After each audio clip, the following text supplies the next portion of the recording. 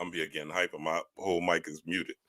Peace, power, and prosperity. Rob Black Storm, what's going on? I am your mystic, metaphysical, occult, esoteric teacher, and more often, I would say, guide and your humble servant and friend.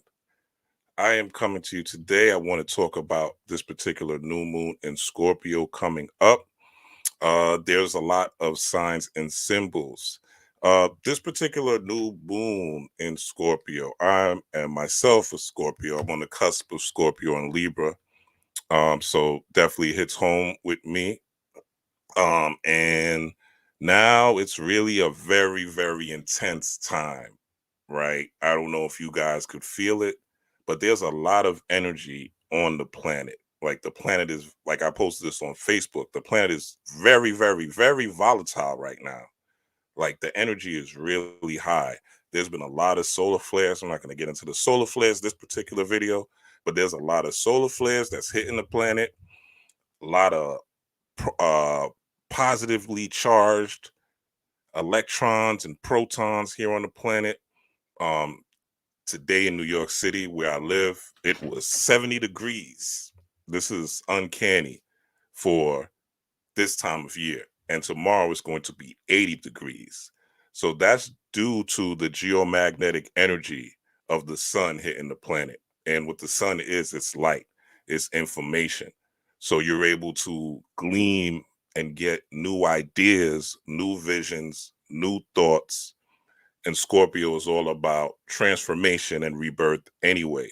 So I say all that to say that the universe is providing a blueprint right now via the cosmos for you to get up off your ass and make changes. And Scorpio season is one of those seasons where if you do the work, meaning if you're going within yourself, you're doing breath work, you are going out in nature, you're grounding, you're sun gazing, moon gazing, you're active, you're moving, right?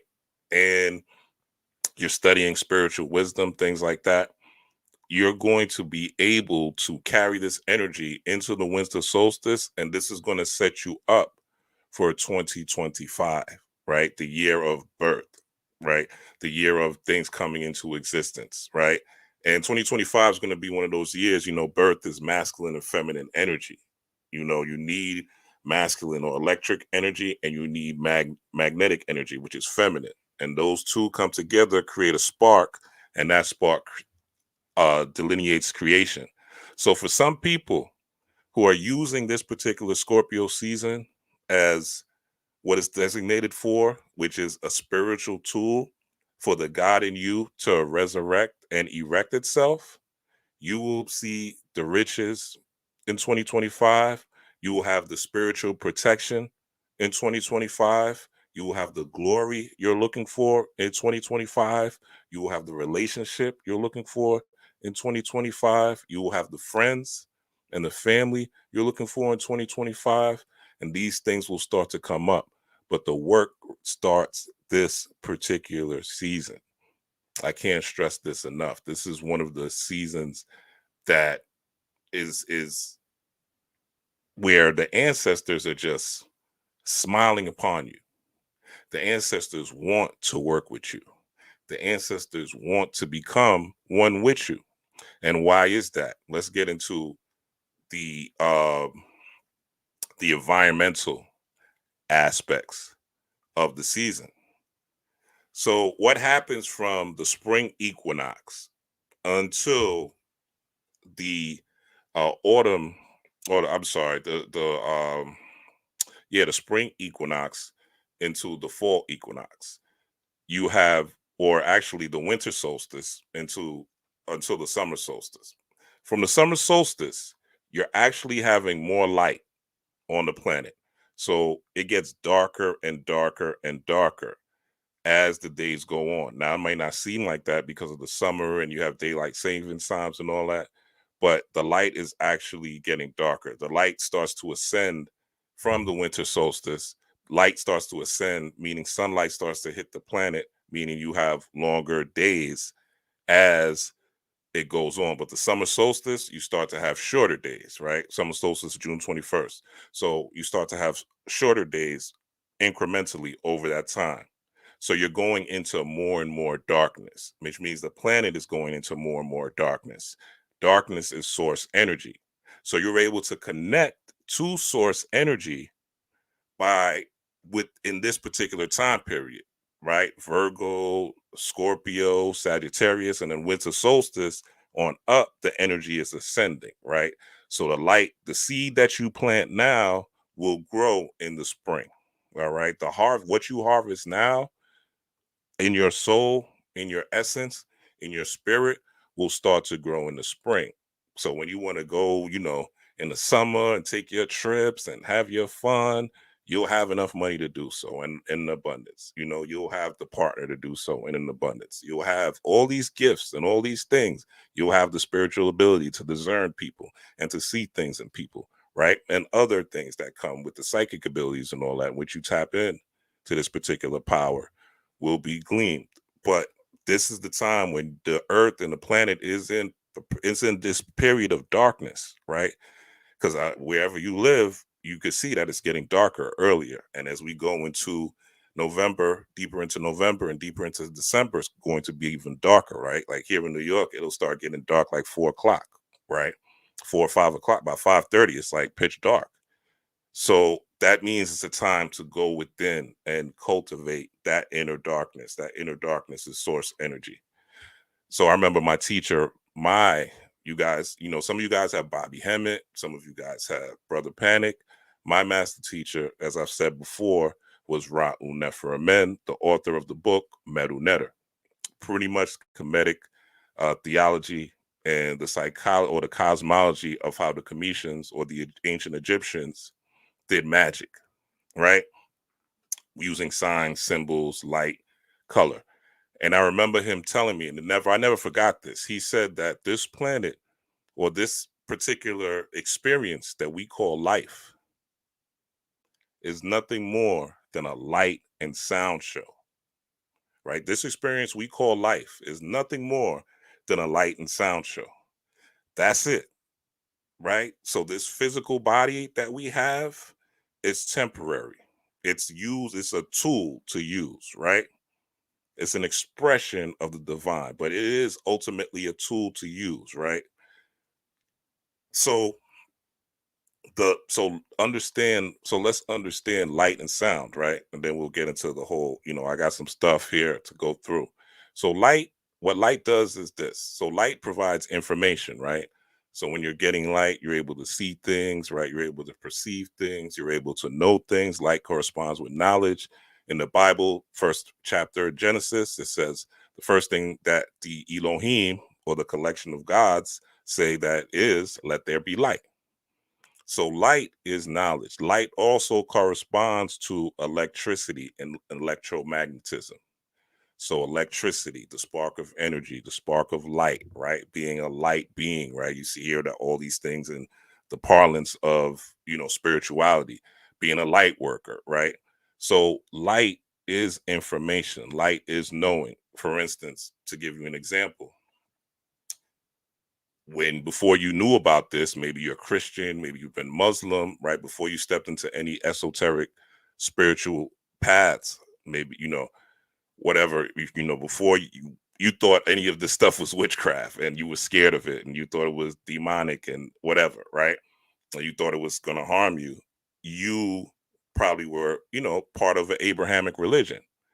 But the light of new information, whether you got it off YouTube, books, friends, family, whatever, the light of that new information changed you. It transformed you. So when a light and sound show, the light corresponds to actually, so light comes from the sun, right? So light corresponds to the soul. The word SOL means sun or light. So SOL is sun or light. So SOL is soul. So light corresponds to the soul. The elements of the soul can correspond and do also correspond to the gut. If you look at the gut, the digestive system looks like a snake. That's where your kundalini energy actually derives from, the bottom three chakras, right? So you have the small intestine and you have the lower intestine, right? There is in the Haitian voodoo parlance a deity called Dambala, right? And Dambala corresponds to like movement, uh, adaptability, mobility, things like that, right? And also a snake regenerates itself, right? So your large and small intestine do the same thing. They shed their skin, right? Your large and small intestine, the linings shed as well.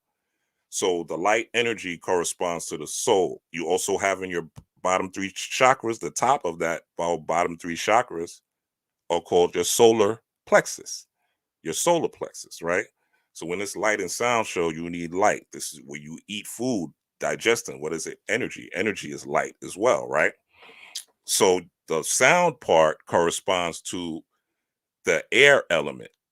And the air element, because when you hear, what you actually happens is air bubbles or air molecules actually is what sound is. And the air molecules bang on your eardrum, and that's how you're able to hear sound. So the light part is dealing with the gut, and the sound part is now dealing with air. Air, which I've said probably every video, air deals with spirit. So when you're dealing with air, you're dealing with spirit anytime. So anytime the air element, you're dealing with spirit. Spirit means breath, air, or wind. That's the etymology of the word spirit. So this corresponds to the heart, right? The heartbeat, right? The lungs, right? Expansion, things like that. The heart area, right?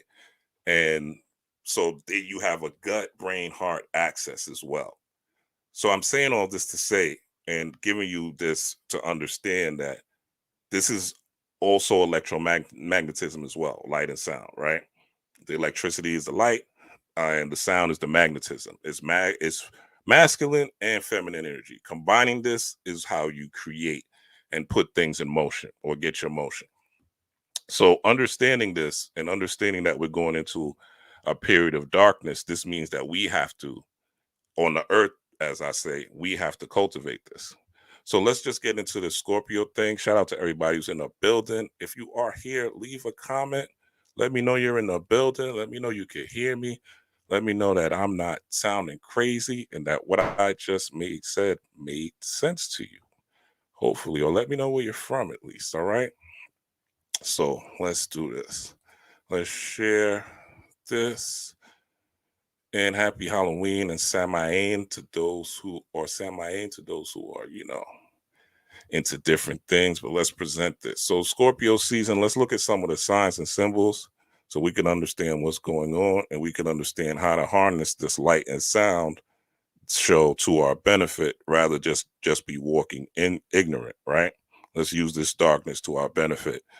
And usually, this is a time when depression, seasonal depression seeps in, you know, because the sun is not here.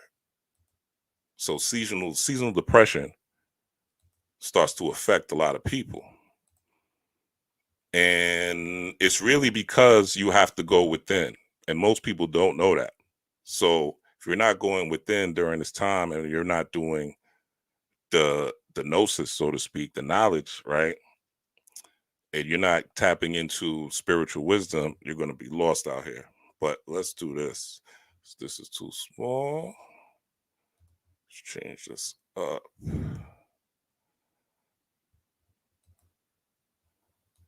It's just mad small. All right, we're gonna try to work with it. Hmm. There was a particular. Okay, yeah, that's what I wanted. All right. So Scorpio, symbol scorpion, right? Scorpion is the lowest form of the Scorpio. It's actually Scorpio in its most ratchet. Scorpio in its most reckless. Scorpio in the worst traits: jealousy, possessiveness, emotionalism, right? All those things. And obviously, Scorpio has the stinger. Scorpio is a back. Scorpio deals with the backbiting energy, right? Scorpio is also, if you get into astro theology, Scorpio is the essence of Judas, right? Judas betraying Jesus. Also Peter, right? Betraying Jesus. Jesus, in the Bible, he said that uh, Peter would betray him 3 times, right? Which, when the Romans came to him after Jesus was put on the cross in the story, right, he did.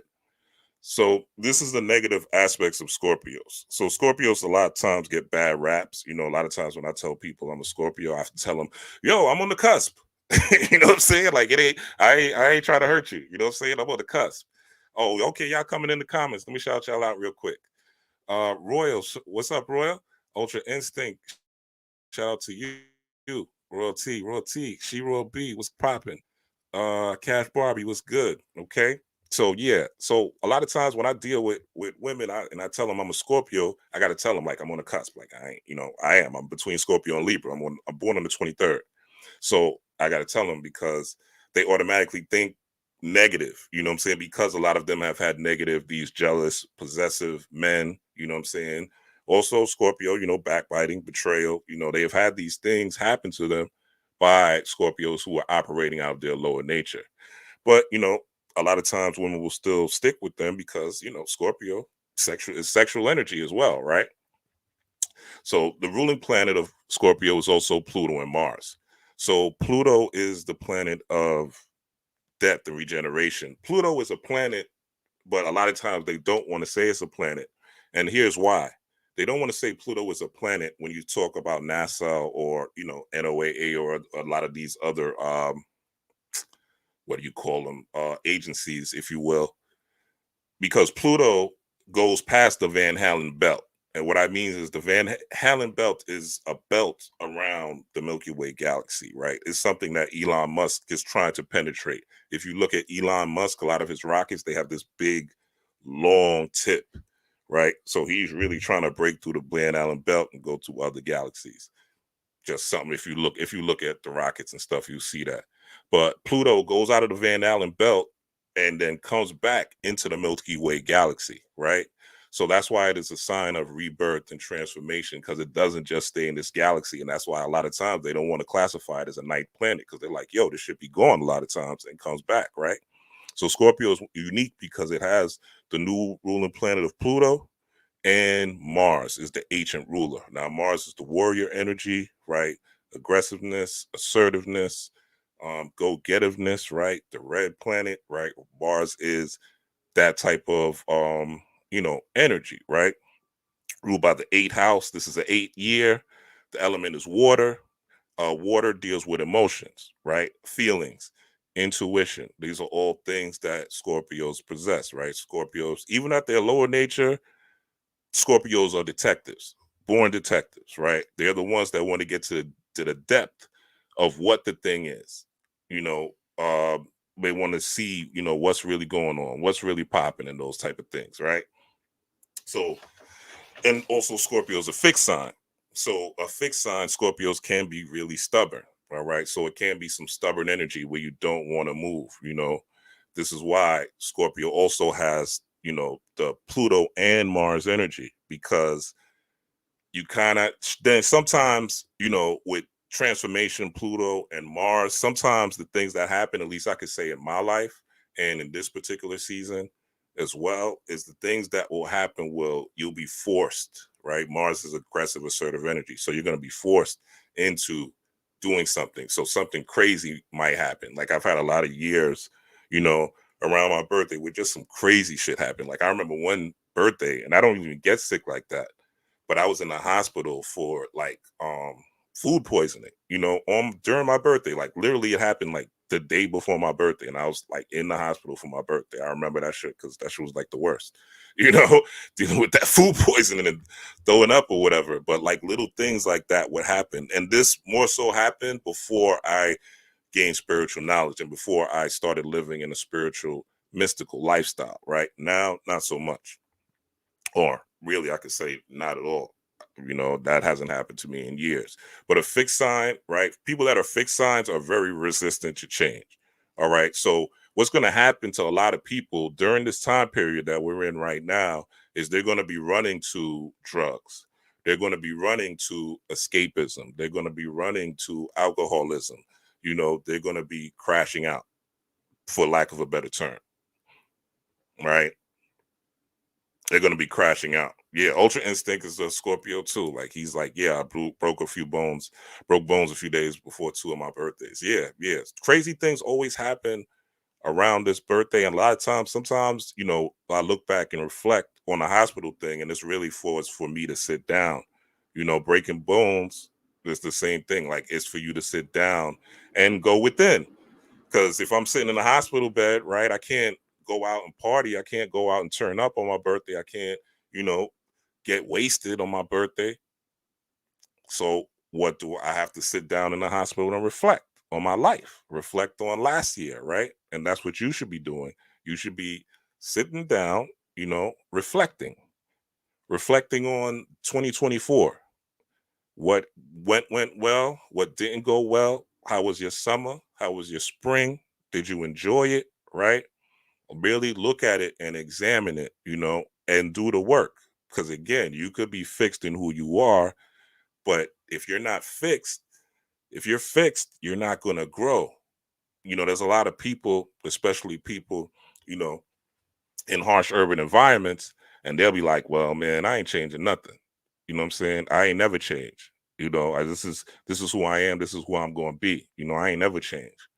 Some people will even use their sign as an excuse. They'll be like, you'll call them out on some behavior, bad behavior, or something that's offensive to you, and they'll say, "Oh, I'm a Scorpio, I'm a Cancer, or oh, this is just how I am. I'm an Aries." Like people will use their zodiac, or oh yeah, the moon is in my sign, or the sun is in my sign. Like what I'm saying, or my houses are like, no, you control the star. Like the stars work for you, not the other way around.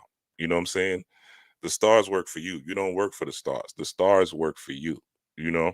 And so, yeah, don't be a slave to anything in astrology. A lot of people are slaves to that, and you don't want to make astrology another religion. This is a way of life and a way to tune yourself and awaken the God force within you and to bond with the universe. That's what this whole thing is about. And the Scorpio, the zodiac in particular, is for you to understand the different animalistic energies within you. All right. Or the daemons or the demons, right? Which people don't like to use that word nowadays. So we'll just say spirits, right? But these spirits are animal energies, right? So they're energies that are there to support the human, just like every animal here on planet Earth is here to support humans. So Scorpio, like, is one of those signs that you'll get into. So, and the key word again is transform. So Scorpios are intense and their emotions run deep. This sign is associated with sexual activity and with the transformative cycles of death and rebirth. Scorpios have great personal magnetism and great powers of persuasion, or even the ability to coerce others. All right. And I definitely find this true in my personal life. You know what I'm saying? If you're a Scorpio and, I know Ultra Instinct is in the building. So it's kind of like, and you don't have to be a Scorpio to experience this, but things kind of happen for us. You know, things kind of happen for us, and if we exercise that magnetism, because we or the water element, as the word Neville got, and people that are water signs, right? You really want to focus on using your emotions. So the Pisces, the Cancers, Scorpios, right? Your emotions are whatever element that your sun sign dominates, that's going to be your most powerful magic. That's going to be your most powerful way of manifestation. And understanding what the element represents, because the element is just a sign and symbol of something, right? Water just represents something. So, water represents what? It represents emotion, it represents intuition, right? So, those are the things that you want to focus on developing, and utilizing. So your emotions have to be directed towards your goals, your dreams, the things you want to see versus the things you don't want to see, versus the low level, right? The scorpion level, right? And there's three parts of Scorpio, right? Which we'll get into right now. Scorpio is one of those signs where there's three levels. So there's levels to this, right? It's like there's levels to the spirit world. In the spirit world, you have, right? You have You have the human, right? This physical vehicle, which could represent the scorpion.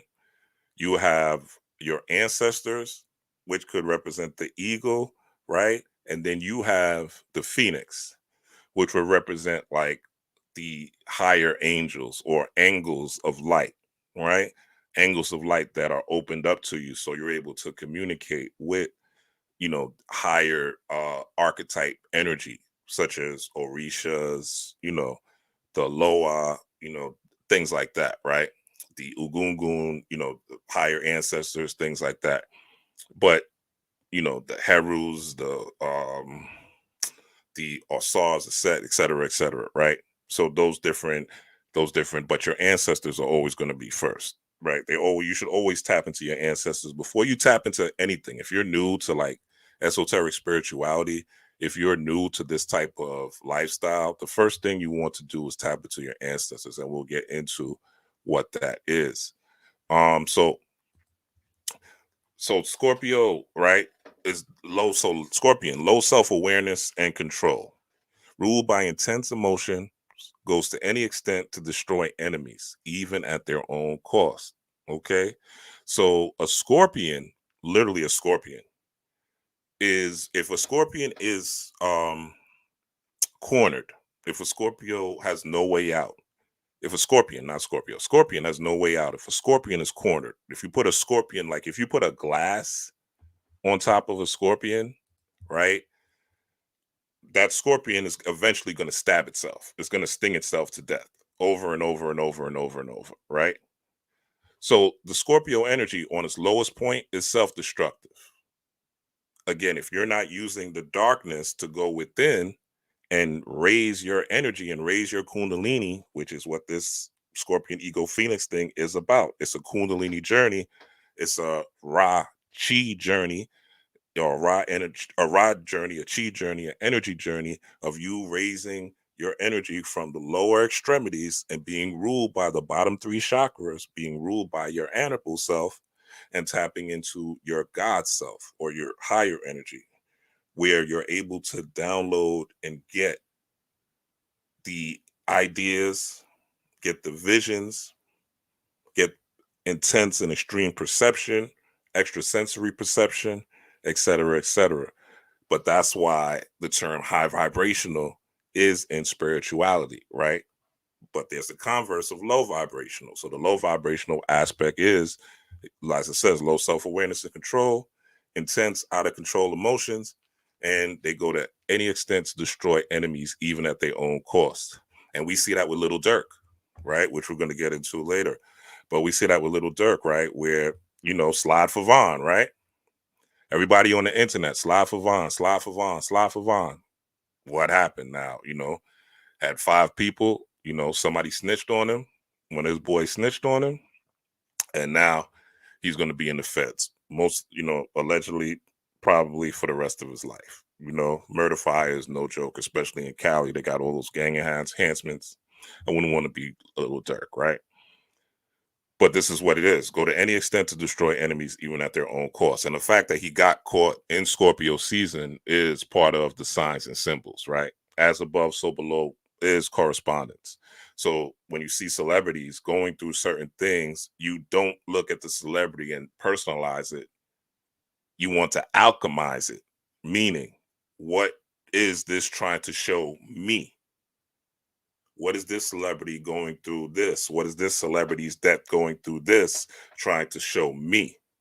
Now, what you see on these YouTube streets is that's not what happens. People will go, oh, yeah, it's the government. Oh, it's the Jesuits. Oh, it's the, Illuminati. Oh, it's the Bilderberg group. Oh, it's HARP. That's you still looking outside of yourself, right?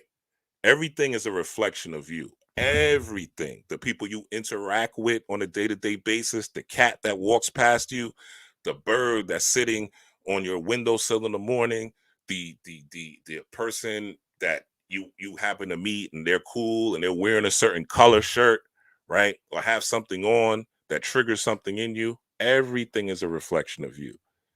So understanding that is understanding what you're supposed to really be looking at when you see celebrities and certain hot quote unquote higher ups and elites.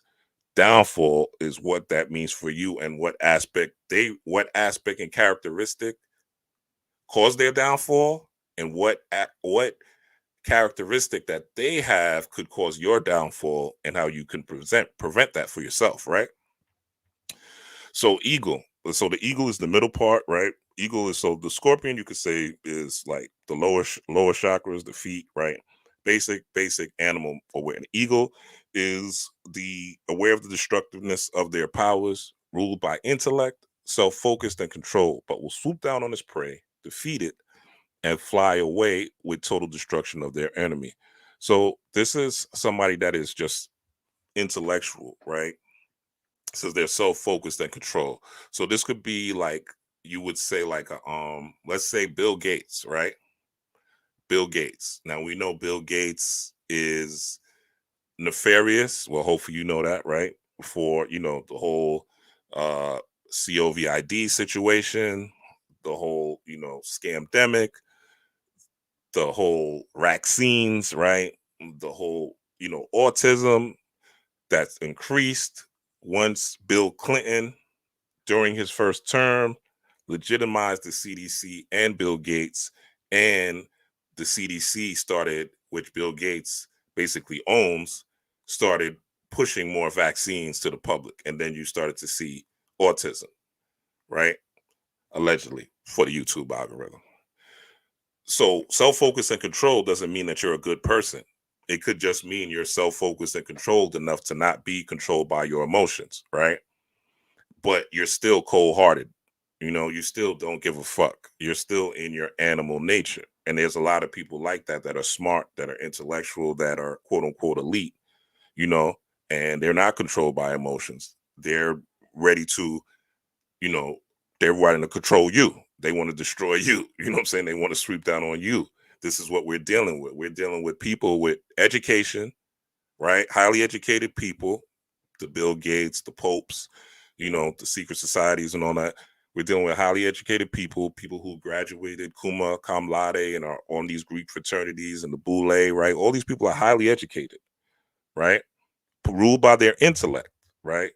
But they're about destruction of their enemy. So there's a middle part where, and this is where, even myself, using myself, that, you'll get to this point. I remember, reading all these books and studying all this stuff about Black history, and reading Chancellor Williams and um, Elijah Muhammad, Missions to the Black Man, Ivan Van Sertima, uh, you know, you name it, right? You name it. Like just the prominent Black scholars of the day, right?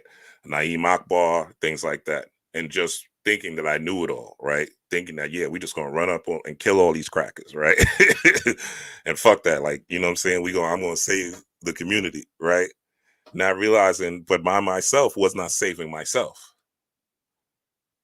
I was depressed all the time from reading all these news stories, hearing about the police violence, not knowing what to do about it, feeling like, so I'm like, yo, we just going, hope one day we just gonna rise up, and I'm gonna get with some brothers and we gonna get active, you know?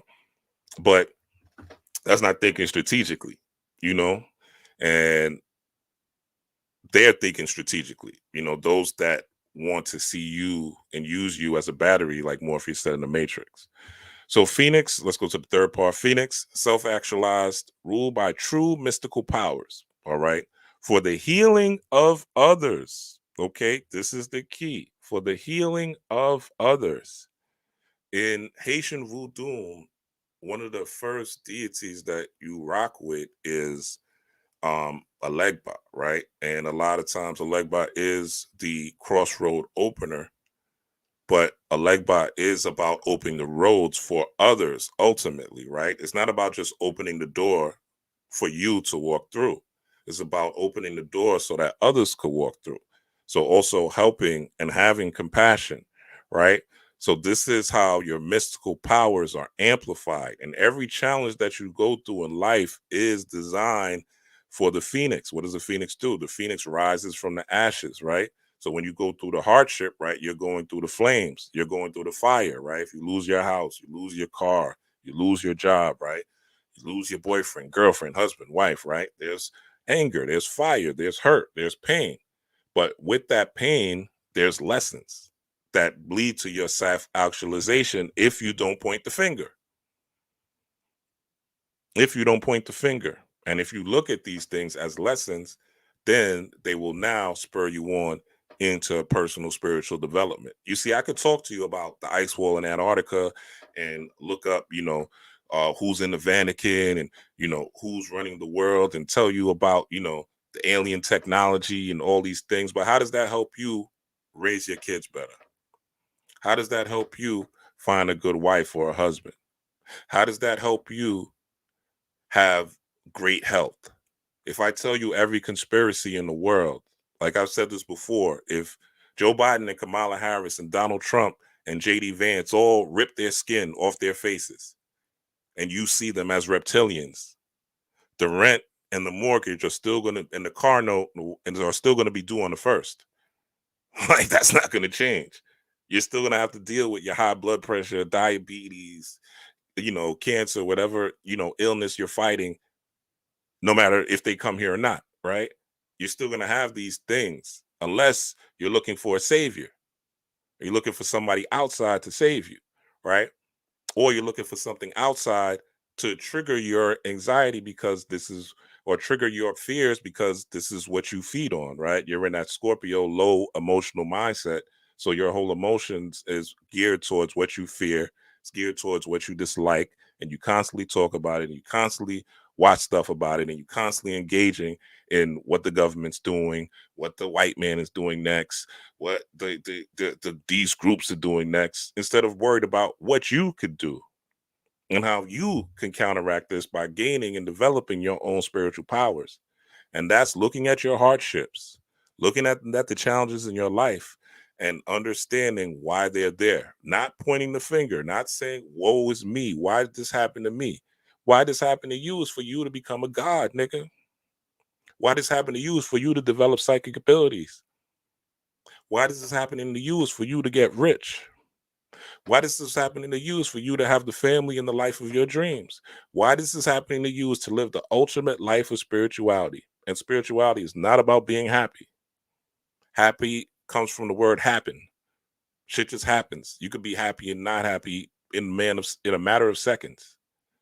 But joy, as come out, joy cometh in the morning. Joy is the key. Joy is the key. Joy is the master key. Joy is the master key to unlocking your spiritual power. The more you could develop joy, joy is a high vibration, right? And you could have a death in the family. Your best friend could have passed away. Now you won't have peace, right? There's no way you could be peaceful, and there's no way you're going to be happy during those times. But you could find joy in reflecting on their life and reflecting on what they, how they influenced you, in honoring them through celebration, through veneration, right? You could find moments of joy. You could share laughs with your family and friend, right? You could find spaces for joy, right? Happiness just happens. So, and the other aspect of this is peace. These are the two highest goals of spirituality. People think it's about gaining a billion mystical powers, but who cares if you have all the mystical powers in the world, but you hate yourself? You're insecure. You know what I'm saying? You hate men, you hate women. You don't feel comfortable in your body. You don't like the way you look. You have these self-esteem issues. You have these medical issues. Who cares if you have all the powers in the world? What is it really doing for you? Right? For your real self. Your real self is not this avatar. You manifest all the money in the world, you become a billionaire, right? But we see what the billionaires are doing in the world now. Not all of them, but we know that these people can't be happy people to do what they're doing. There has to be some voids in them for them to treat people the way they're treating them, for them to want power this way. But the real power is a peaceful mind and a joyful life. That's real power. And that will bring you what you need to manifest and what you want. So what's been happening lately, right?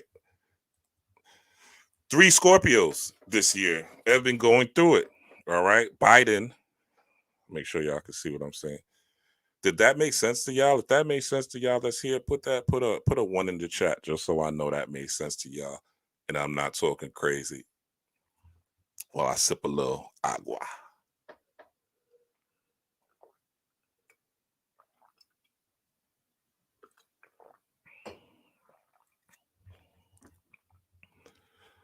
Put a one in the chat. Let me know y'all understand. All right. So Biden, Diddy, and Drake, right? And Biden, so Biden, what happened with him, right? Cognitive decline, you know? But Biden was also the one who authored, remember, this is also an 8 year, and Scorpio is the eighth house, right? So Biden, right, is cognitive decline, but he's the one who authored the crime bill, right? The 1994 crime bill that put millions and millions, not hundreds, not thousands, millions of melanated people in prison, right? For drugs, for the quote unquote war on drugs, which, by the way, was not started by Caucasians. It was started by a black Democrat in Harlem named Charlie Rangel. All right, look that up.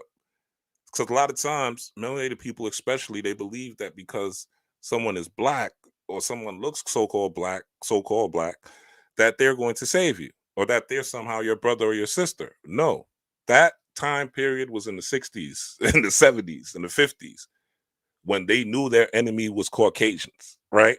Now, that's not the case. They don't, melanated people don't know who their enemy is because a lot of times their enemy are people that look like them. Because now melanated people are not behind the 8 ball. They're gaining power, they're gaining money, they're gaining status. So elitism is coming into play. It's actually the same elitism that happened on the plantation between the house Negroes looking down on the field Negroes, but I'll save that history lesson for another day. But Biden, so Biden's getting, and people say karma. I'll just use that word because that's a word people understand. But Biden is getting what goes around comes around, right? Biden is dealing with that 8, that infinity. So because of this, right, he's no longer going to be able to be president, right? He can't run for a second term. This is it. It's a wrap for old Joe, right? And let's not talk about possibly all the other crimes that he's involved with, the pizza gates and all that, right? So Joe's getting hit. So Scorpio energy, right? We see what happened to Drake, right? Drake with the whole Kendrick Lamar thing, right? And Kendrick Lamar 9/11 dropping Let the Party Die, right? Drake hasn't been the same since that soul shot because Kendrick hit him with that ether. He ethered that man, literally, you know what I'm saying? And he hasn't recovered since, which makes the allegations even more relevant. And again, you could pull up, there's a video by Abba and Preach where they detail Drake's love for uh children. Let's just say that. And and you'll see the different examples that he definitely has a problem. And this is in the depths of his soul. Again, this is something that you can't see with the naked eye. This is in the darkness of him, right? And that darkness is going to come out, probably when he's around young girls, And this is something Kendrick is one of his first thoughts. So this is something Kendrick saw. So this is again Scorpio energy. Diddy, I ain't even got to go into Diddy. We all know what Diddy did, right? So definitely sexual energy, Scorpio shit. Scorpio's all about sexual energy, right? But there's sexual deviancy, which is also a Kundalini issue. Okay.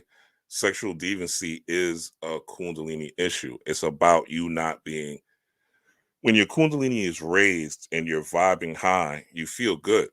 You feel a sense of joy. You feel a sense of happiness. It's kind of like payday, right? Payday is if you're working a job, right? Or if you're doing YouTube on the 21st, right? Payday is a Kundalini raiser. Okay, naturally. You get that direct deposit. It's Friday. Friday is the energy of love. It's the energy of joy. If you get paid Friday, I'm just using that. But you get that paycheck, right? You feel good, right? You're joyful. You have more currency, right? You have more currency. currency is energy, right? Money is energy. So you have more currency to utilize, right? To get what you want. So payday is a natural kundalini raiser, you know. So these guys, you know, especially these three Scorpios, the reason this is happening is for you again to look at. You know, this is a problem, and we got to be honest. If this is shown on the big stage as above, so below, this has to be a problem in the melanated community or so-called black community.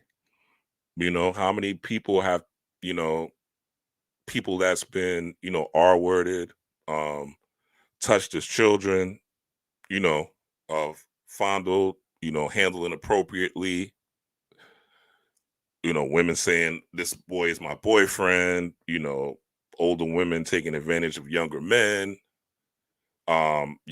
taking advantage of older men taking advantage of younger women, right? You know, we've seen that in what's that Lee Daniels movie. I forgot the name of it with the heavy with the Gabrielle Sidibe. Um, I forgot the name of it, but yeah, where with the one with Monique, where they would, you know, that's a situation that was happening in a community. And man, what's the name of that movie? If y'all know what I'm talking about, peace. Thank you, Cash Barbie. I appreciate you. Thank you so much. If y'all know that movie, put that in the chat, man. I forgot the name of that movie, that Lee Daniels movie. Precious. That's what it is. Precious.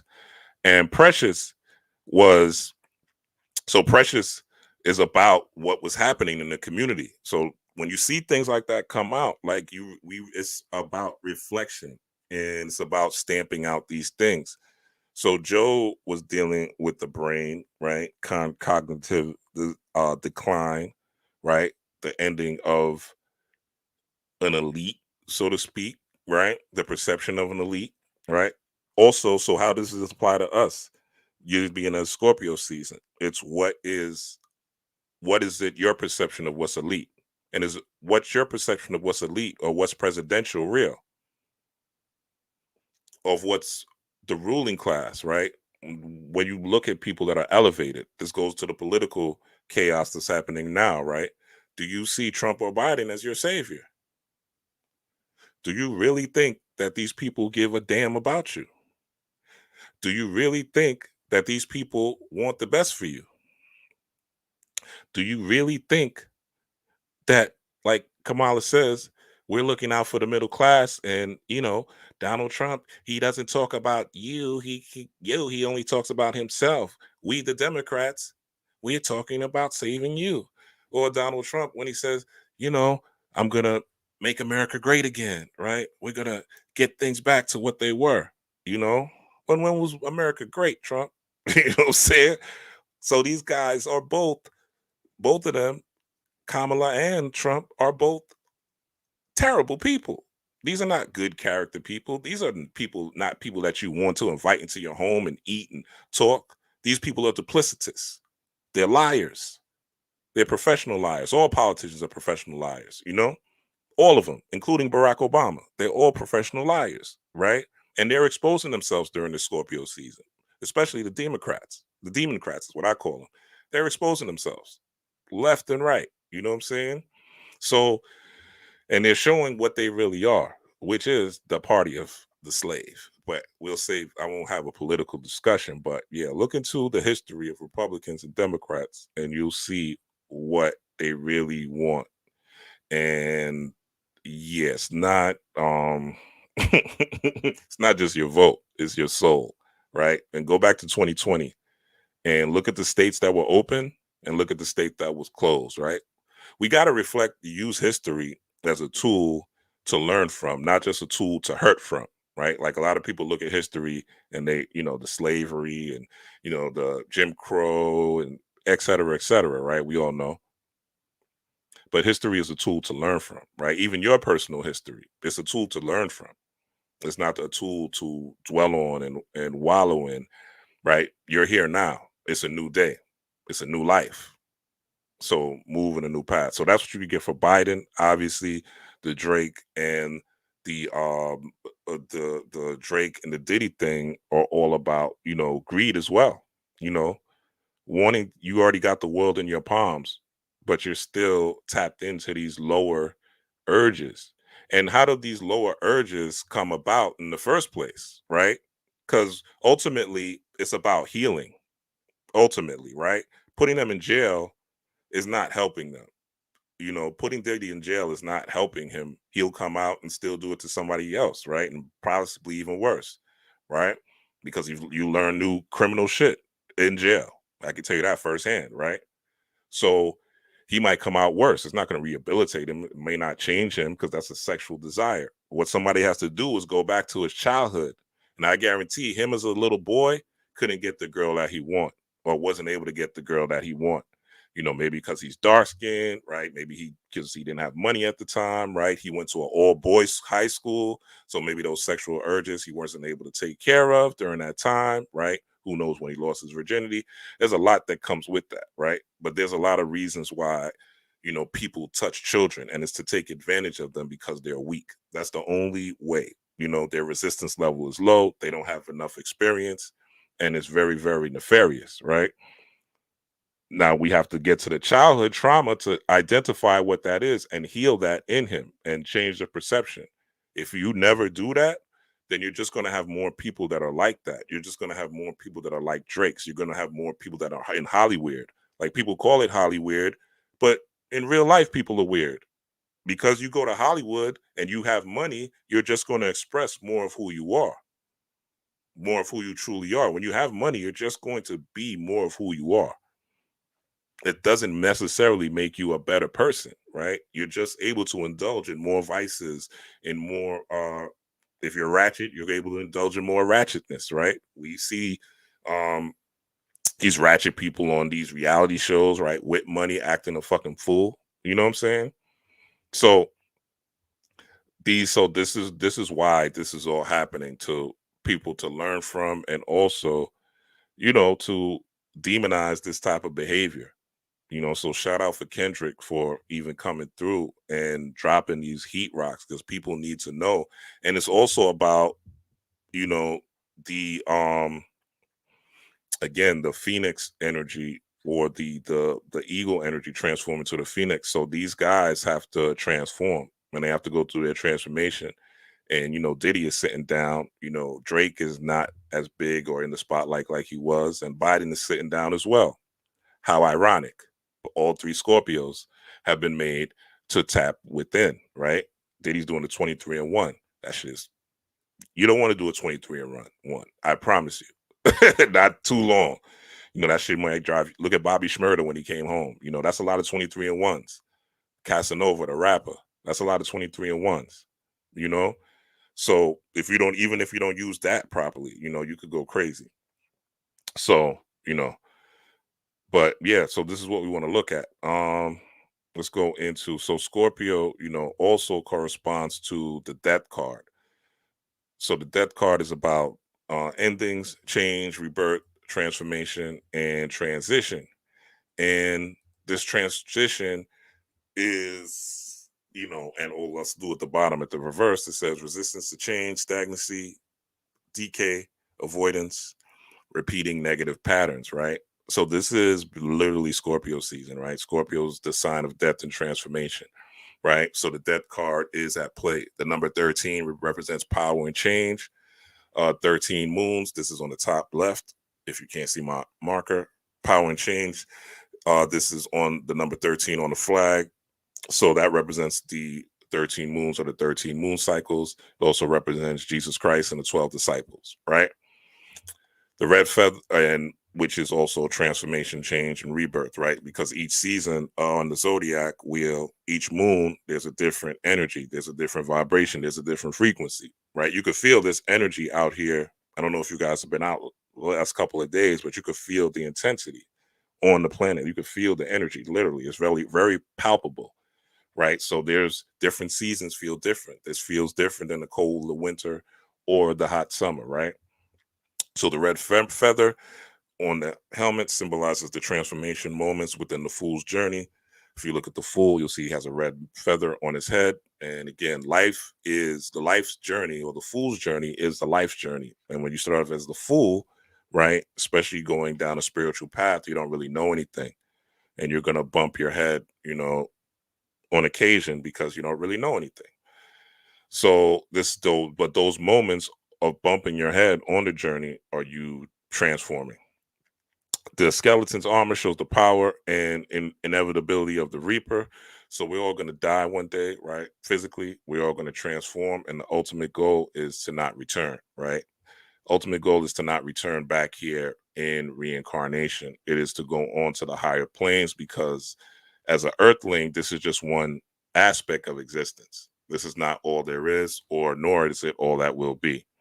So the skeleton armor shows the power and inevitability of the reaper. Okay, so it's gonna happen, and you can't avoid it. You can't. This is why fear and worry, those are conspiracies against yourself. Like fear and worry are conspiracies against yourself. And finding out what you fear and worry and really looking at how to tackle it is one of the aspects of Scorpio season. This is all about really getting deep into why you do what you do, what needs to go, and what you need to activate. If you start a gym regimen right now, the likelihood that it'll stick past New Year's and all that up until is very, very high, because this is the energy of transformation and rebirth. You're trying to stop smoking cigarettes. The the energy is here for you to do that. It's about transformation and rebirth. If you have to leave, if there's a relationship that's not working for you, and you need to set up a plan, now's the time. It's about transformation and rebirth. If you're in an environment that's not working for you, transformation and rebirth, right? And this is the skeleton's armor. This is that you being able to prepare for death, you being able to prepare for transformation, right? Which protects you spiritually. The pale horse represents the purification and renewal of life within the act of death. All right. So again, it's in our Bible. Behold the pale horse. That's pretty easy. And again, that also taps into that phoenix energy that we were talking about earlier.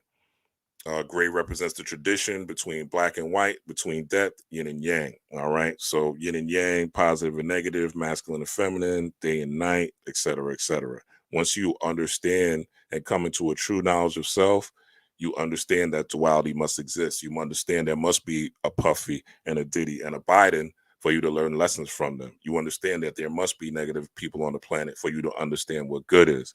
There must be positive people on the planet for you to understand what negative is, right? They both go together, right? And you got to have some sort of, it's like life is a video game. You have to go through challenges and meet these bosses in order to gain new equipment, right? Level up, gain new powers, gain new abilities. All these things come from beating bosses or beating boss level challenges in your life. The white rose on the black flag represents emerging life springing forth from death. Uh, that also the white rose on a black flag. So again, it's more yin and yang, right? How life springs forth from death. So when something dies, something reborns. Phoenix energy. The Hierophant represents the cross of fate that often occurs in the face of death. Okay. So when things are challenging, right? You knowing that you are God, you knowing that you are a high powered, high level being, you knowing that to where a spirit means breath and air. So every time you breathe, you are a spiritual being, right? Everyone is spiritual, whether they know it or not, right? So people be like, "Oh, I'm into spirituality." I'll be like, "Yo, what kind of spirituality?" There's different forms of spirituality, right? You could worship celebrities, you could worship food, you could worship materialism, right? There's that. Those are all spiritual aspects, whether you know it or not. Somebody who's a chronic shopper, right? There's something about themselves that they need to cover up constantly. There's something within themselves to where they feel adequate, so they have to constantly keep consuming, right? People don't see that as that, but that is spiritual. Your energy is going towards that, right? You're literally breathing shopping all the time, right? So it is something that you have to look at, and you have to have faith that no matter what happens in your life, the more you grow, because let me tell you something, there was nobody on planet Earth I think that was more negative than I was. My perception on life was terrible at one point, especially when I was growing up. What's up, Foxy? Uh, when I was growing up, dealing with, I was in the Bronx, uh, moving to Texas as a young man with my mom, moving to Houston, then moving to Atlanta, a lot going on, a lot of just different challenges in my life. And I was just negative, you know what I'm saying? I was just everything, I thought everything was bad, and then you learn that, you learn about Christianity and, how you've been misled, and you start gaining spiritual knowledge and wisdom, and you just get angry, and I was in a mode of anger for so long, and just conspiracies, and consuming myself with trying to understand why this is happening and why people are evil, and why can't people have common courtesy, and why people, because you feel like an alien, y'all spiritual beings, y'all know what I'm talking about. Put a 7 in the chat that if you felt like an alien out here, if you felt like a weirdo, if you felt like, yo, I don't get why people are like this, like I don't understand it, and you feel you're the black sheep of your family, you're the oddball, you're the one that people talk about, right? But your goal is to you is you're going through all that, man. You're going through those challenges for you to discover your true self and your true essence. You're not supposed to be like them. They're not like us. And by us, I mean you and your ancestors and your spirit team. They're not like us. They're not like you. And you have to get to the point where you're comfortable with that, and you're bold enough with that. That's why the cross of faith, that's what they're talking about on this card, to where you understand who, thank you, Cash Nostra. That so you understand, you know, that no matter what happens, and all these challenges that happen are preparing you. It's like a soldier going to battle, right? The only difference is you're a soldier for the God within yourself, and and for overall uh righteousness on the planet, right? Because especially those that claim to be spiritual, you have a different responsibility, and your responsibility is to help raise the vibration on the planet, right? Through your own actions first and foremost, right? And not through saving anybody, through your own actions, and through helping assist other people where you can, right? You should be the positive one in your family. You should be the positive one out of your friends. You should be the optimistic ones out of your friends. When they say, oh, the aliens are coming, when they say, oh, the government's going to do such and such, your response, if you are spiritually mature, and maturity, just like maturity in your mundane life takes time, spiritual maturity takes time. So your job is to tell them, people like say, like, what happened?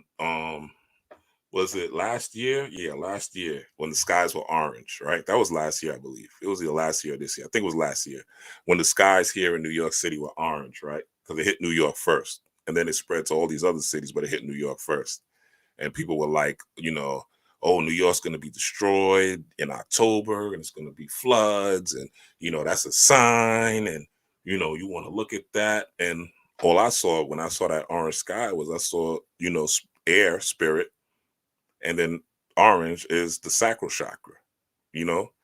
So that's like, okay, I got to look at my creative energy. Sacral deals with the creative energy and my sensual energy. What am I lusting after? Where is my energy and my, lust, that desire energy going to? What am I indulging in a lot during this time, right? This is how you look at these things. So when somebody tells you, oh, something's gonna happen where you live, then you're like, all right, if it happens, it happens. The fuck? Okay, I'm gonna lose this avatar, but I'm gonna lose this avatar, and transcend into death, but I'm gonna be high vibrational. So I'm gonna transcend, but I'm gonna also be high vibrational. So my energy is so high that I'm gonna fly like the phoenix, man. You know what I'm saying? I'm gonna go past the sun. You know what I'm saying? I'm gonna go past the Milky Way. I've already been through this journey in my meditation spiritually. And this is the same journey you will take as you grow spiritually, but you have to be confident no matter what. You have to be confident no matter what. That's what the depth card is saying. That's why the armor is there. You have to, and confident, it takes time to build up. It takes time to build up that courage. But if you have that courage, and you are able to say whatever happens, you're the friend that's like, yo, it's gonna be great. Don't worry about it. Oh, I'm going through this, and not delusionally positive, but well, yeah, delusionally positive. Sorry, let me not even say that. Delusionally positive, like to the point where they're like, man, you always got something. And exactly what they push, Ultra Instinct, what he said is always, if you look at this world, they always push in fear. Remember this year? Y'all don't remember this year? They said these in the East Coast, they said these big ass spiders, Joro spiders, Joro, these Joro spiders was gonna come this summer, and these bites were so deadly, and you gotta watch out for these big Joro spiders, hitting the East Coast. And then I did some research on these spiders and realized the shit was like this. First of all, the bite is like a bee sting. It ain't gonna kill you and ain't gonna do nothing. But the media pushed that fear. So people were sharing it. Oh, these spiders are coming in the summer, right? What that does is that brings cortisol. It brings you closer to death, actually, physical death. When you have this, and then it brings you closer to reincarnation because you're dying on a low vibration. Y'all dig me? Y'all get what I'm saying? When you don't when you are living in fear, when you are living in worry, when you are living in tension, and I know because I lived that, you're sick all the time, like now. And even during my life, I'm not like a person that gets sick a lot, but when I was negative, like I would get the yearly flu, I would get the, when the seasons change, sick. Once I stopped getting out of that mindset and was like, yo, whatever happens, even if I'm down to $0, I know something's going to happen, right? Because of the work, spiritual work that I put in through the meditations and all that, something's going to happen to manifest. And it always does. Always does, out of nowhere, unexpectedly, right? So that's the perception of you, not just faith, but you knowing that you are a God body. So I know I'm talking about that a lot, but I want you to understand that, and it takes change for you to get there. And lastly, the child represents life and is unafraid.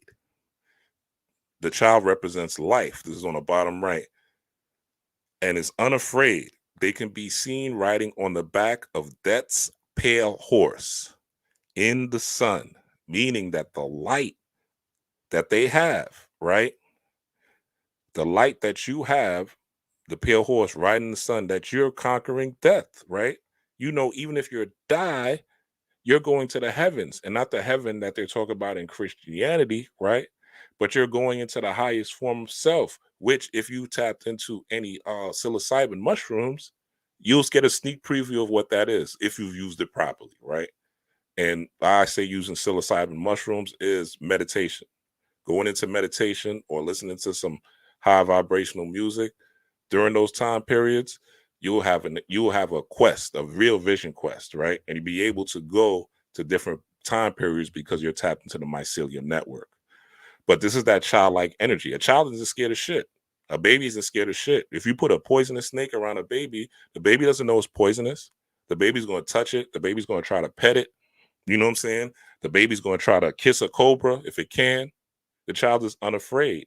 So coming into the Christ consciousness, or coming into the highest form of self, or coming into your God body or your God essence, is you riding on the back of that pale horse, is you seeing all the changes and all the things happening. And instead of getting scared, be prepared. Instead of being, and this is the biggest problem, I think, in the melanated community, is that people are more reactive than proactive. They want to react to shit that happens in the news. Okay, when a cop shooting, everybody's just up in arms. When there's no cop shooting, nobody's working on real criminal reform. Nobody's pressing Kamala about police brutality. Have you ever heard any questions about police brutality on the ballot or on any interview? But in 2020, that was the questions Biden and Trump was getting. You understand? That's being reactive. Being proactive, there will be some coalitions going down. People will be pressing them. That will be some of the questions, right? Not just questions on the economy and immigration and migrants, but people will be talking about police brutality. You understand what I'm saying? So never follow the crowd. Part of being a God body is being an individual, yet working in the collective. Being Tony Stark's or Captain America or the Hulk, but still being able to support and be one of the Avengers. Being able to go on your own missions and develop your own powers, but still bring your powers together with other Avengers, which are other spiritual beings, right? So that fear is the lower level of Scorpio. It's the scorpion, fear that you're going to get back bit. But when you're a phoenix, you understand even if you get back bit, there's a lesson in that, so you never get bit back again. Um, So another aspect of Scorpio is Kalima. Okay. And even though this is for the new moon in Scorpio, all these things you could tap into all Scorpio season. Now, a lot of people, when they talk about Kalima, Kalima is the energy of death and destruction. All right. But what death and destruction? Like a lot of people use this energy, they think it's for like hexes and for things that are, you know, wicked, for lack of a better term. Right. And Kalima is really about destroying your ego. Kalima corresponds, if you're a Kabbalah, I was saying Kamala. If you're Kabbalah literate, corresponds to the Sephiroth or spear of Bina. And Bina or Kalima is all about really dark energy, right? It's about what you call black background radiation in science, also what you call dark matter and dark energy in physics. It's basically what you would call the soul, right? Within man, right? That darkness, it's about you, or actually, I would say more so the spirit in man, right? Because air is something you can't see, right? So a soul, you can see me as a soul, but air, spirit, you can't see, right? Can't see spirits. You can feel spirits, but you can't see spirits. So Kali Ma is that darkness, right? That dark goddess, and the dark goddess is about killing the ego and relying on source energy. It's the same thing as pretty much death. It's the same thing, right? And it's about being unafraid. That's what Kali Ma is really being about. It's about being unafraid, right? But she cuts off her head, and the heads are different personalities, right? And she has this wreath on her neck with all these heads because she's controlling all the heads, right? The reason she's stepping on the human is she's stepping on that human aspect of herself, or that avatar self, and now relying on source energy, God energy, right? The spiritual energy, the darkness, the treasures of darkness within you, and mining those, you know, through these different things like meditation, through visualization, basically using the chalkboard of your mind, which I said in my last video, right? Your mind is a chalkboard, and what you write on it, right, is what you will remember. What you write on it will be the words that are written on your heart. And this is will be how you interact in the world, right? But ultimately, your spirit is unconditioned, right? There is no Rob Blackstorm in real life, right? There is no Rob Blackstorm. This is I'm a represented. I'm a represent. You might meet me right now teaching, right? But if you see me in the club, right, you're gonna see a different Rob Blackstorm. If you see me at work, you're gonna see a different Rob Blackstorm, right? We all have different archetype energy that we work with, which are called personalities, right? Those archetype energies or personalities are emotions. Those archetype energies or personalities or emotions can be personified as symbols, as signs, which is why the first language is signs and symbols. So the more symbol literate you are, the more wisdom you're able to obtain and the more light. You feel me? Oh wait, I'm sharing the wrong tab. My bad. So this is Kali Ba. Yeah, my bad. I thought I was sharing that. So Kali Ba, again, look at her. Like she looks wicked, but when you cutting off the ego, it's not a bad thing. And also, this is the enemy energy to destroy your enemies. God energy, source energy, universal energy, right? The wisdom energy. How did the Haitians overthrow the French, right?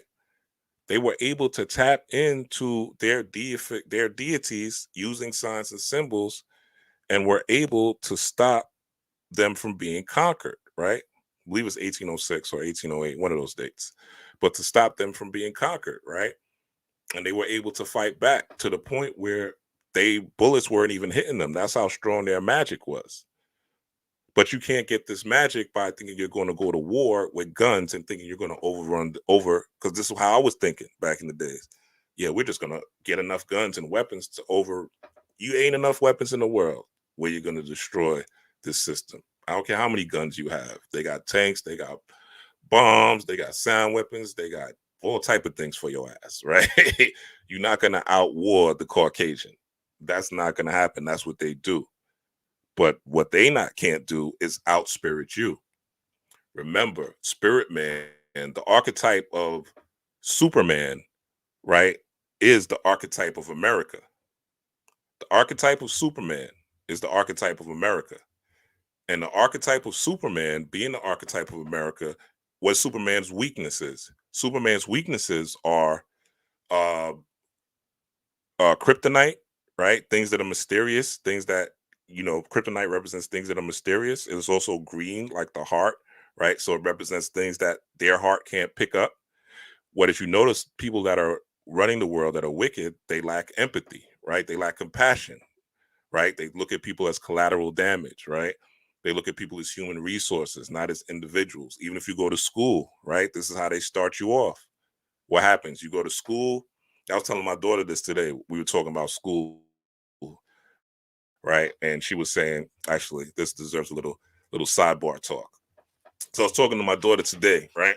And she's in high school, and we were talking about school, and she was like, "Man, this shit is boring." I was like, "I know it's boring. It's supposed to be boring." And I said, "What do you do?" Right? I said, "You're going to school right now. You're completing tasks that you don't like in order to get a grade and graduate, right?" I said, "You're completing tasks that you don't like, that you don't enjoy, because she's doing like, this advanced math. She's in a really good school. So they have like this advanced math, and, she's studying physics and, different things, right? She's in a really, really good school. So, she's like, it's boring, and she, at one point, she was like, it's hard not to, talk to her about studying and things like that. But I said, you're doing tasks that you don't like so that you could get a degree, you get a piece of paper. I said, this school system, what they do is they're setting you up, right? I said, they're setting you up so that when you grow up, you're used to doing tasks that you don't like for a piece of paper. And that piece of paper is called money. So they program you as a child. This is how this system works, right? They program you as a child. You wake up early, right? You go to school. You sit in school for a couple of hours, right? Right? You have your lunch break, right? Same thing you have at the work. You have your lunch break, right? And then you're back to school, right? And you have to stay there and follow the rules, or you'll be kicked out of school, or you'll be reprimanded. The same thing as the job, right? So it's setting you up to work for other people. The whole thing, the Bell's design is set you up to work from other people. So I said, what you have to do, right, my daughter, is I said you have to take at least an hour of your day to figure out what you want to do for yourself, to tap into what you love. And I said, you don't have to worry about making money today because you got mom and dad taking care of you.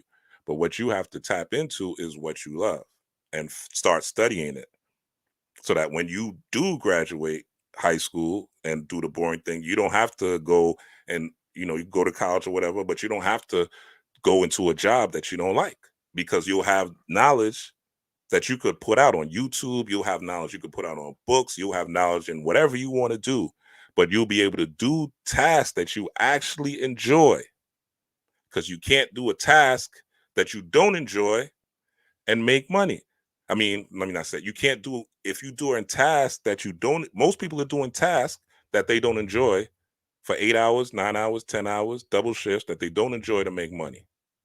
Right? That's what's happening. So your job is to tap into what you enjoy so that you could still, because that's still a task. If you're not doing any tasks to make or during the day, then you're going to be homeless. You're going to be a bum, right? You're going to have to do some sort of task to make money. That's a foundational piece. So this is so people they notice. So I say all that to say that the powers will be noticed, right? But they're in their ego. They don't care about my daughter. They don't care about my family, right? They just care. They just want to use my daughter, right? These companies want to use her. These companies want to use me, and they've been using us for all these years. So shout out to Gen Z. They're changing that shit right now. But again, these people are nefarious, right? They want to control you, and they're all controlled by ego because this is how they get their power, by controlling people. It's vampirism at the highest level, it's energy vampirism at the highest level. All these people, the religious communities, these Abraham religions, the popes, the IMF, the World Bank, all vampires, right? All narcissistic vampires.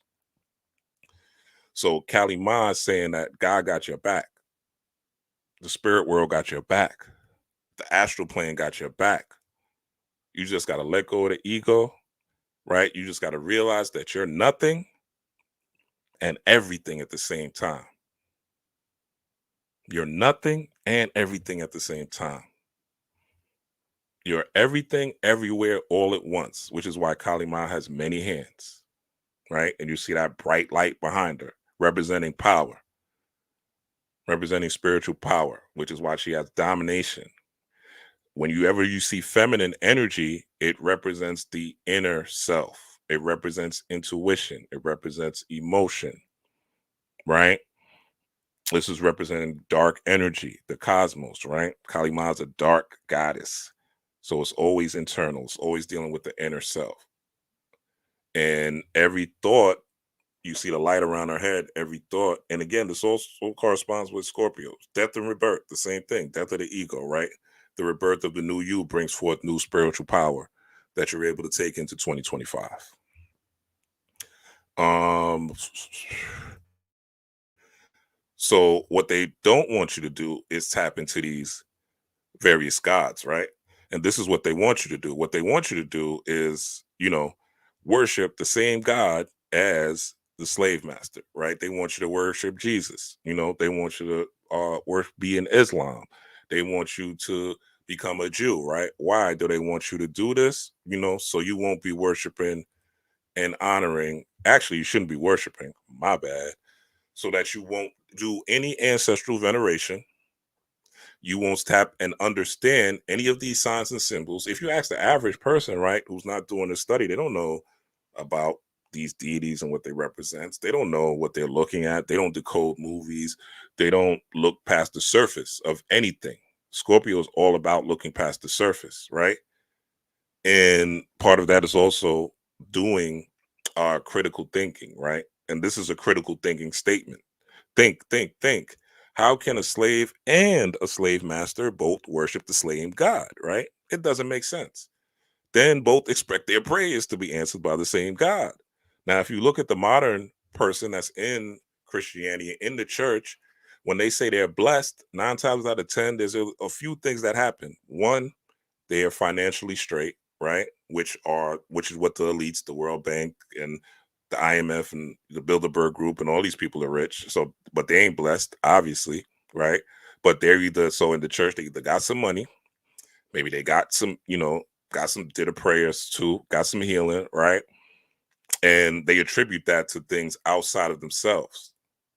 But even so, if they weren't doing the prayers, the things wouldn't manifest. If they didn't have faith that the things would change, it wouldn't change, right? But the church is so duplicitous and so cunning that they've tricked people into thinking that it's the church that's actually the ones that are that's the church that's actually saving them. It's the preacher that's actually saving them. It's TD Jakes. It's Creflo Dollar. It's Pastor Jamal Bryant. Right? You see these popular preachers. It's what's on Joel Osteen. Right?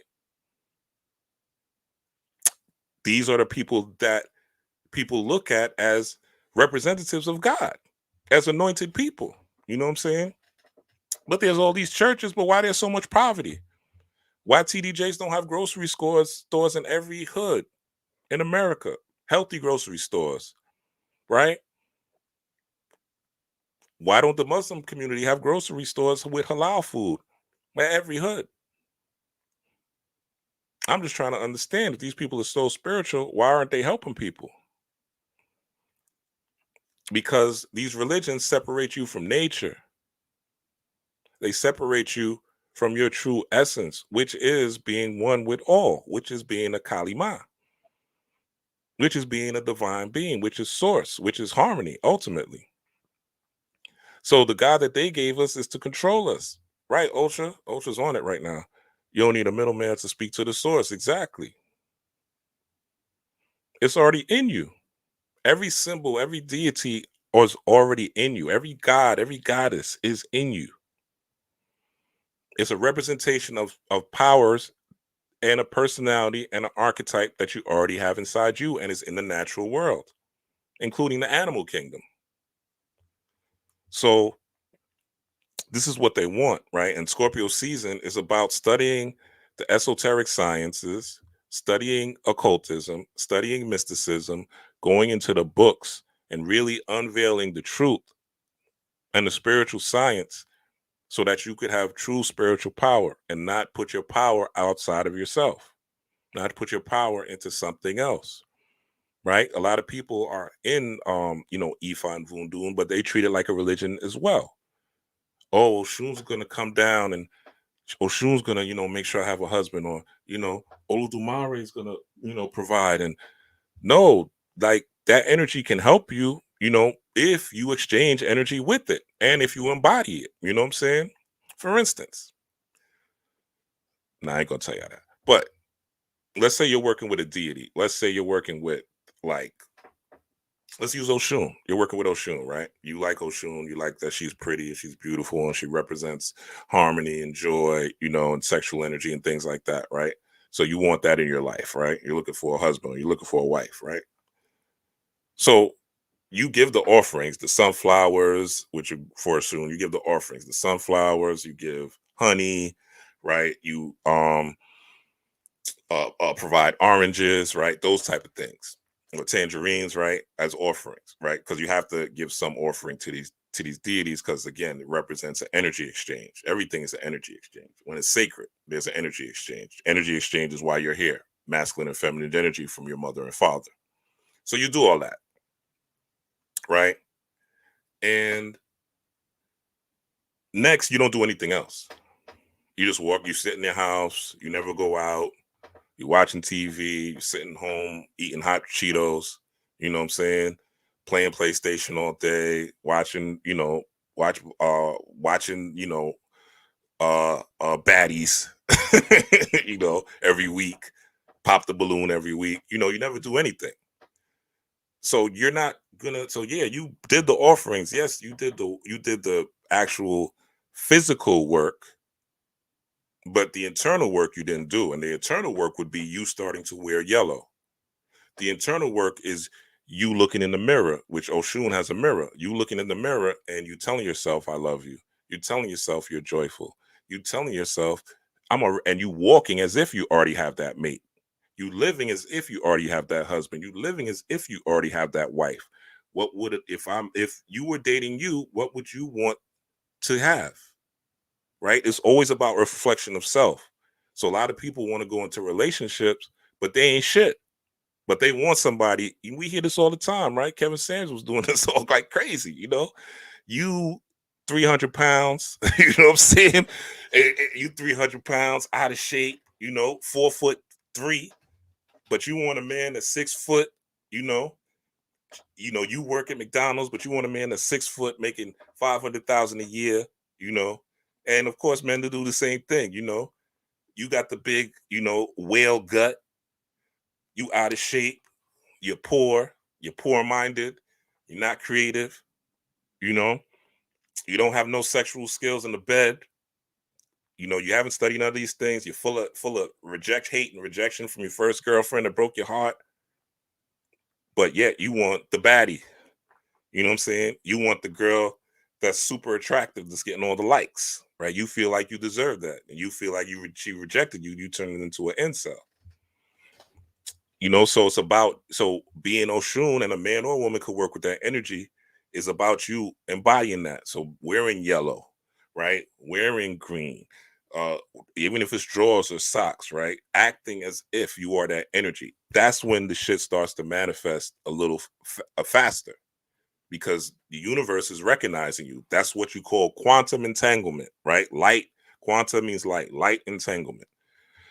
So this is why the deities and the gods, right, are way more powerful than Jesus would ever be, or way more powerful than Muhammad or Allah would ever be, or way more powerful than anybody in Judaism, Abraham, which comes from the Hindu tradition, Brahma, right? Brahma, Abraham, Ham, right? All these religions that are really taken from our religions and bastardized, are not as powerful as us. And this is why Christianity doesn't save anybody. This is why Islam is not saving the Muslim world. This is why Christianity is not saving the Christian world. This is why Judaism is not saving the Jews. right? Yes, money they might have. Yes, resources they might have. Organization, yes, they might have.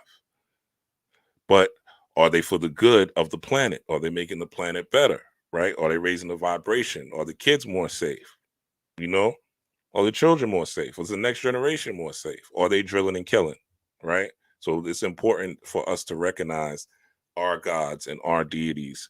And you could use any god or any deity. Like, I'm not saying you have to restrict yourself to strictly the ones that are African, but I am saying that during this time, like when Africa and South America, with all these ancient traditions, Lukumi, Voodoo, all of them are going to be celebrating the Day of the Dead, right? And for you to be tapping into European gods during Scorpio season, but in particular, if you're melanated, right? Now, if you're European or if you're, something else, like tap into the gods of your tradition, tap into the gods of your tradition. But if you're melanated, you want to fuck with the gods that come with the melanated, hues and melanated cultures, such as the Hindu, the Egyptian, you know what I'm saying, and the African, East, West African, Haitian, et cetera, South American, et cetera. And what happens when you don't understand who you are and your uh, sexual energy is misplaced, you get things like this. LA Catholic Church payouts for clergy abuse top 1.5 billion with a B, right? That's a lot of R wording. That's a lot of PP touching, right? For them to have to give out 1.5 billion. And who is talking about this, right? Nobody. Nobody. Why isn't anybody asking Trump about this? Why isn't anybody asking Kamala about stopping this, right? Because people are reactive, not proactive.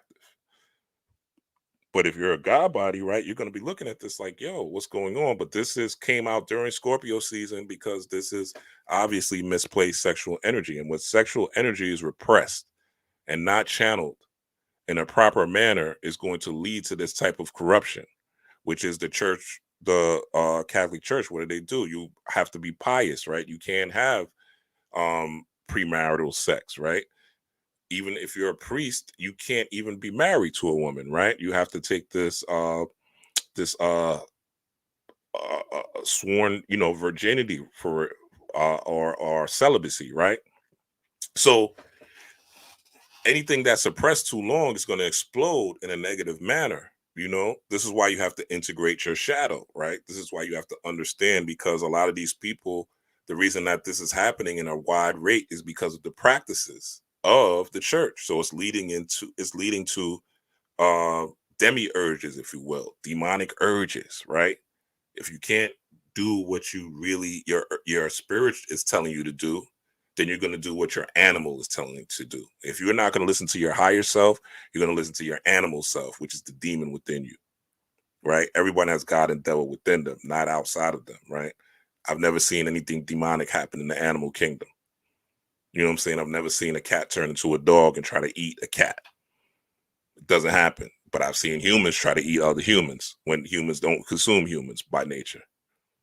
So this is understanding these energies are within you. All right. Now, also what happened? Abercrombie and Fitch, right?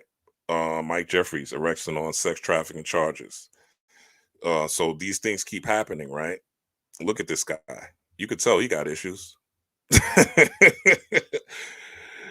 You could tell he got some childhood issues. All right. Like, this is not even, you could look at this guy and tell that he has some serious, serious problems, right?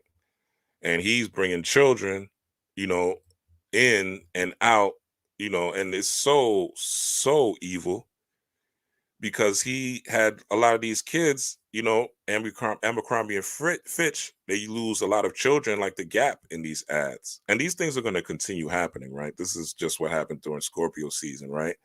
But this came in wet. Like, you don't hear anybody talking about this, like on the campaign trail. How are we going to stop sex trafficking? Nobody's asking the presidents this, right? But these are the things that just happened. So this is where an African tradition, they would look at this, right? And they would figure out, okay, what happened to him? Let's get to the source. Let's get behind the surface of him just doing sex trafficking. As wicked as it is, right? What happened to you? why did you do this? It's about the why. It's about the depths. It's about the death and rebirth of the person. But ultimately, right, he's going to jail because and he has to be exposed because again, this is some wicked shit, right? All right. And look at this guy. Like this guy looks like a fucking creep. You know what I'm saying? So this is the misplaced sexual energy. This is misplaced chi. This is misplaced prana. This is it's stuck in the lower chi three chakras, both the examples of the Catholic priest who aren't allowed to have sex, and this guy who definitely is allowed to have sex, but has some weird kinky devilish shit within him. You know what I'm saying? Because why would same thing with Puffy? You got all this power, but you still, R word and beating and doing all these type of things allegedly that have you in the who scowl right now. So looking at all that, we have to look at Halloween, which is today, right? Happy Samhain, Halloween, and the sacral chakra. So if you look at the pumpkin is orange, right? And what is the pumpkin? The pumpkin is a head. 99, 99% type, 99 cents, 99% of the time, the pumpkin is a head. So it's the same thing as Kali Ma, which we just discussed a little while ago. And the pumpkin, the orange of the pumpkin is representing the sacral chakra. And the sacral chakra is about uh so sensuality, it's about intimacy, and it's about emotions, right? That's what the sacral chakra is about. So when you see the pumpkin is a reflection of that. All right. And so that's why the pumpkin comes out because Scorpio is all about sexual energy.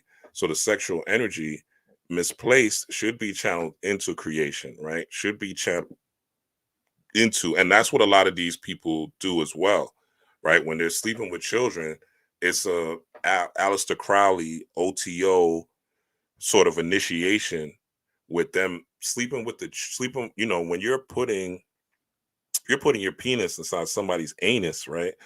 You're tapping directly into their sacral chakra, right? Sacral chakra is right there at the coccyx in the body.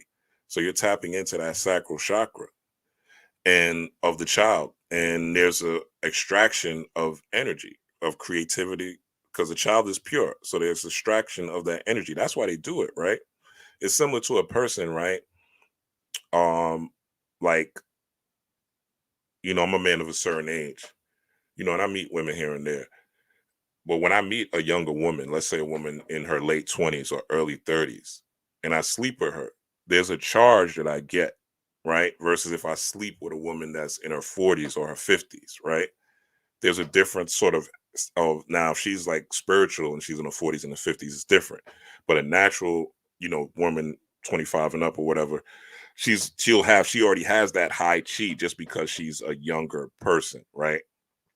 So that energy you're able to take and use in the real world as well. It's another reason why men usually like younger women, and they don't may not know why, but it's not just for the looks or whatever. It's also from the energy that they get from sleeping with that younger woman, right? It actually keeps you young. You hear some men say that, right? And vice versa. When an older woman sleeps with a younger man, she's getting his energy, right? And it makes her feel younger. So sex magic is one of those things, but I just want to show you how the pumpkin is actually representing the cutting off of the ego, right, with sexual energy and using the sexual energy as a way to charge yourself up, tap into your spiritual powers, tap into your psychic abilities, right? Open up your third eye, right? Your pineal gland, things like that, right? All the things that are popular in spirituality, right? And sexual, even sex, right? Tantra is about raising Kundalini. It's about using sexual energy for transmutative purposes. And the ego, right? The ego in sex is what? Bust a nut. Ego in sex is just busting a nut. And also not caring about the other person if they bust a nut. Right? Ego is strictly about busting a nut. It's literally, some people are literally masturbating with somebody else's body. A lot of times that's what's happening because it's purely ego, it's self-serving, right? If you got a woman and she never orgasms, yeah, you're operating in a selfish mode. And if you have a man, and well, men orgasms as well, but if you have a man, men's gonna orgasm regardless, right? But if you have a man and he might ask you to do something, right? Like, or some sexual trick, and he doesn't get that desire met, you know what I'm saying? He's gonna feel it's an ego, right? So his ego's gonna feel bruised. He might feel a certain type of way. So I just want to explain how that works. And again, the sacral chakra, if you look right here, you see how it's right here in the gut. So if you don't take care of that sexuality and that intimacy energy and let it rise, right, it'll just stay down there, and it'll make you more of an animal and more of a demon and keep you more in demon time. And we see what's happening to the people that's on demon time, right? That's So again, it's about using sexual energy for this, though, creating, turning a weak aura into a strong aura, right? I'm in peace and in charge of my own destiny. No fear, fearlessness, right? Courage, right? Boldness, right? And but it's weak, right? And but the strong aura is, everything is good. Everything is coming to you. Everything is powerful. And if you notice, you see the aura. This is actually an electromagnetic field. Some people call it a Taurus field nowadays, right? And this field is what protects you from negativity. It protects you from negative energy, right? It allows you to see the lessons in your struggles, allows you to solve problems easier, right? It's high vibrational energy. You're tapped into the rainbow. So all the frequencies on the electromagnetic spectrum or the light spectrum, right, is your magic, right? Again, this is a light and sound show. So the stronger your aura, the more magnetic you'll be. But you have to put electricity into that aura, and that electricity is your thoughts and it's your ideas, which when you learn things, right, ideas, thoughts, right, and you know them, they what? You know them by heart, and the electromagnetic field is generated via the heart. So the heart brings is magnetic, right? Your heart is magnetic. It brings things together. So if your heart's not right, it may be the reason why you're not right bringing things to you. This is why gratitude is one of the strongest frequencies that you want to tap into every day. Like 5 times a day, you should write things that you're grateful for until gratitude just naturally is part of your day to day life. But yeah, there was a point for years, every morning, I was writing down 5 things I was grateful for. And what you discover is, you start to, because you can't keep writing the same thing. I'm grateful for my house, I'm grateful for my car, right? Whatever, you start to get into like toenails, you know what I'm saying? You start to get into grateful for your cups.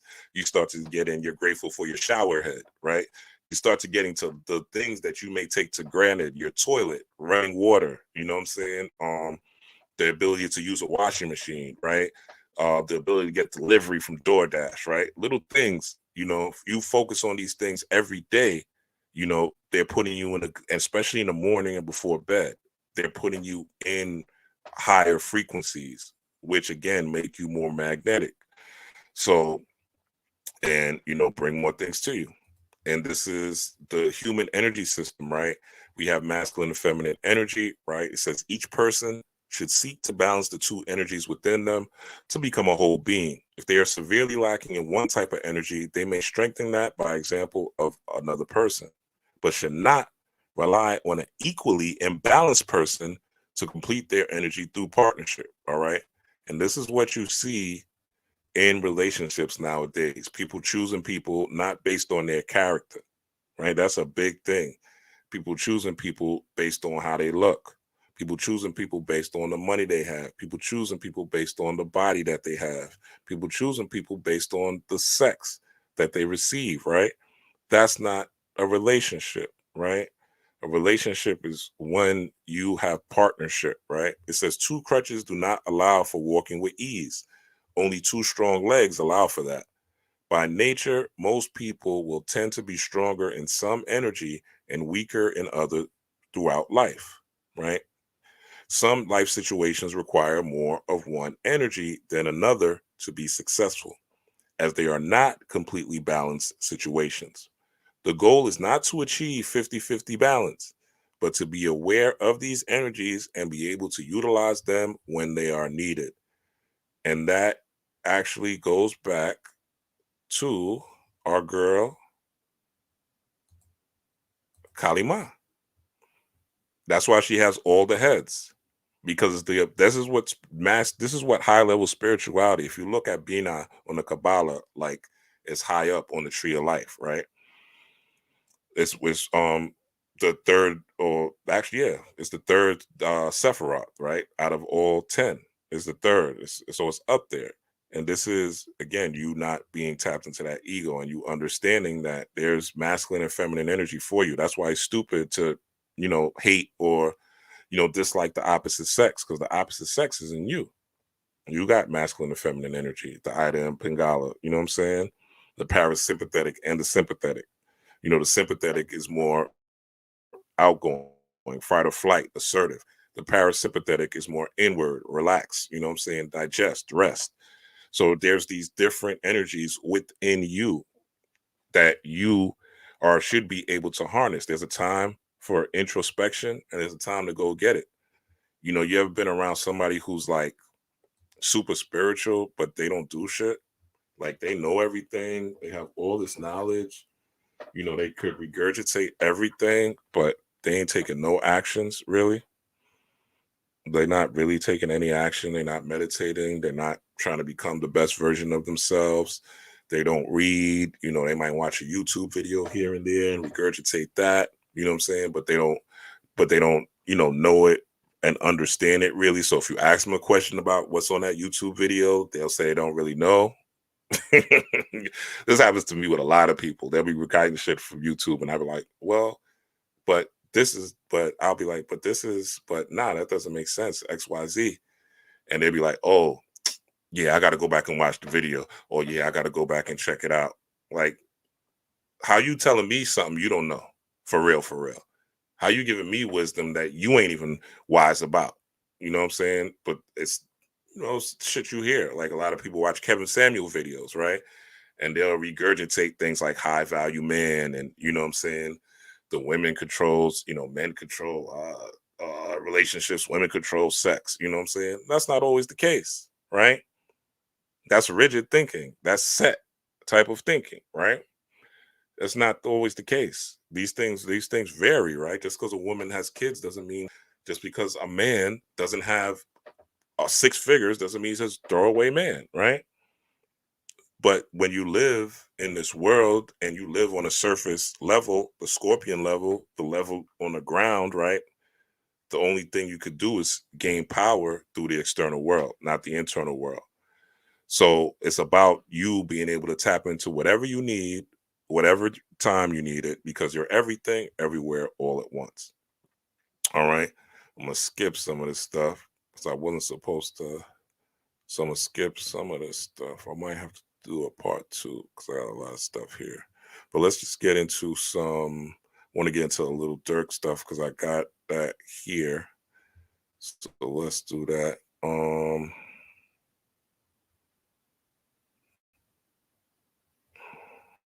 I'm gonna give y'all some tools and then we out of here. All right. So Lil Durk, the voice of the streets, you know, the voice of the streets as he's called, right? We all know he's been locked up, right? 5 co-conspirators, 5 people got arrested. He tried to flee, had tickets or to buy Italy, and someplace else. Maybe I forgot where it was. Dubai, Italy, maybe London, right? But anyway, Little Dirk, he got caught up, and he has a song called "Federal Nightmares" where he kind of already laid it out, like he knew this was going to happen, and he kind of spoken into existence. He is the voice of the streets, after all. Also, but what's the big thing with drill, right? We just talked about the deity death, right? Death, rebirth, and transformation. And Dirk got to sit down. He might have to sit down for the rest of his life. Hopefully not. Hopefully he has a stretch where he could come home and be a better influence, on the children than he was. But, you know, Drill, he's a killer. Drill rap is kill rap. Drill rap is kill rap.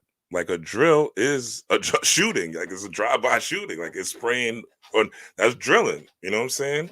So the drill rap culture is death culture. It's not nice rappers. It's not rappers with bars. It's rappers that are detailing their crimes. It's rappers that are self-snitching for the most part.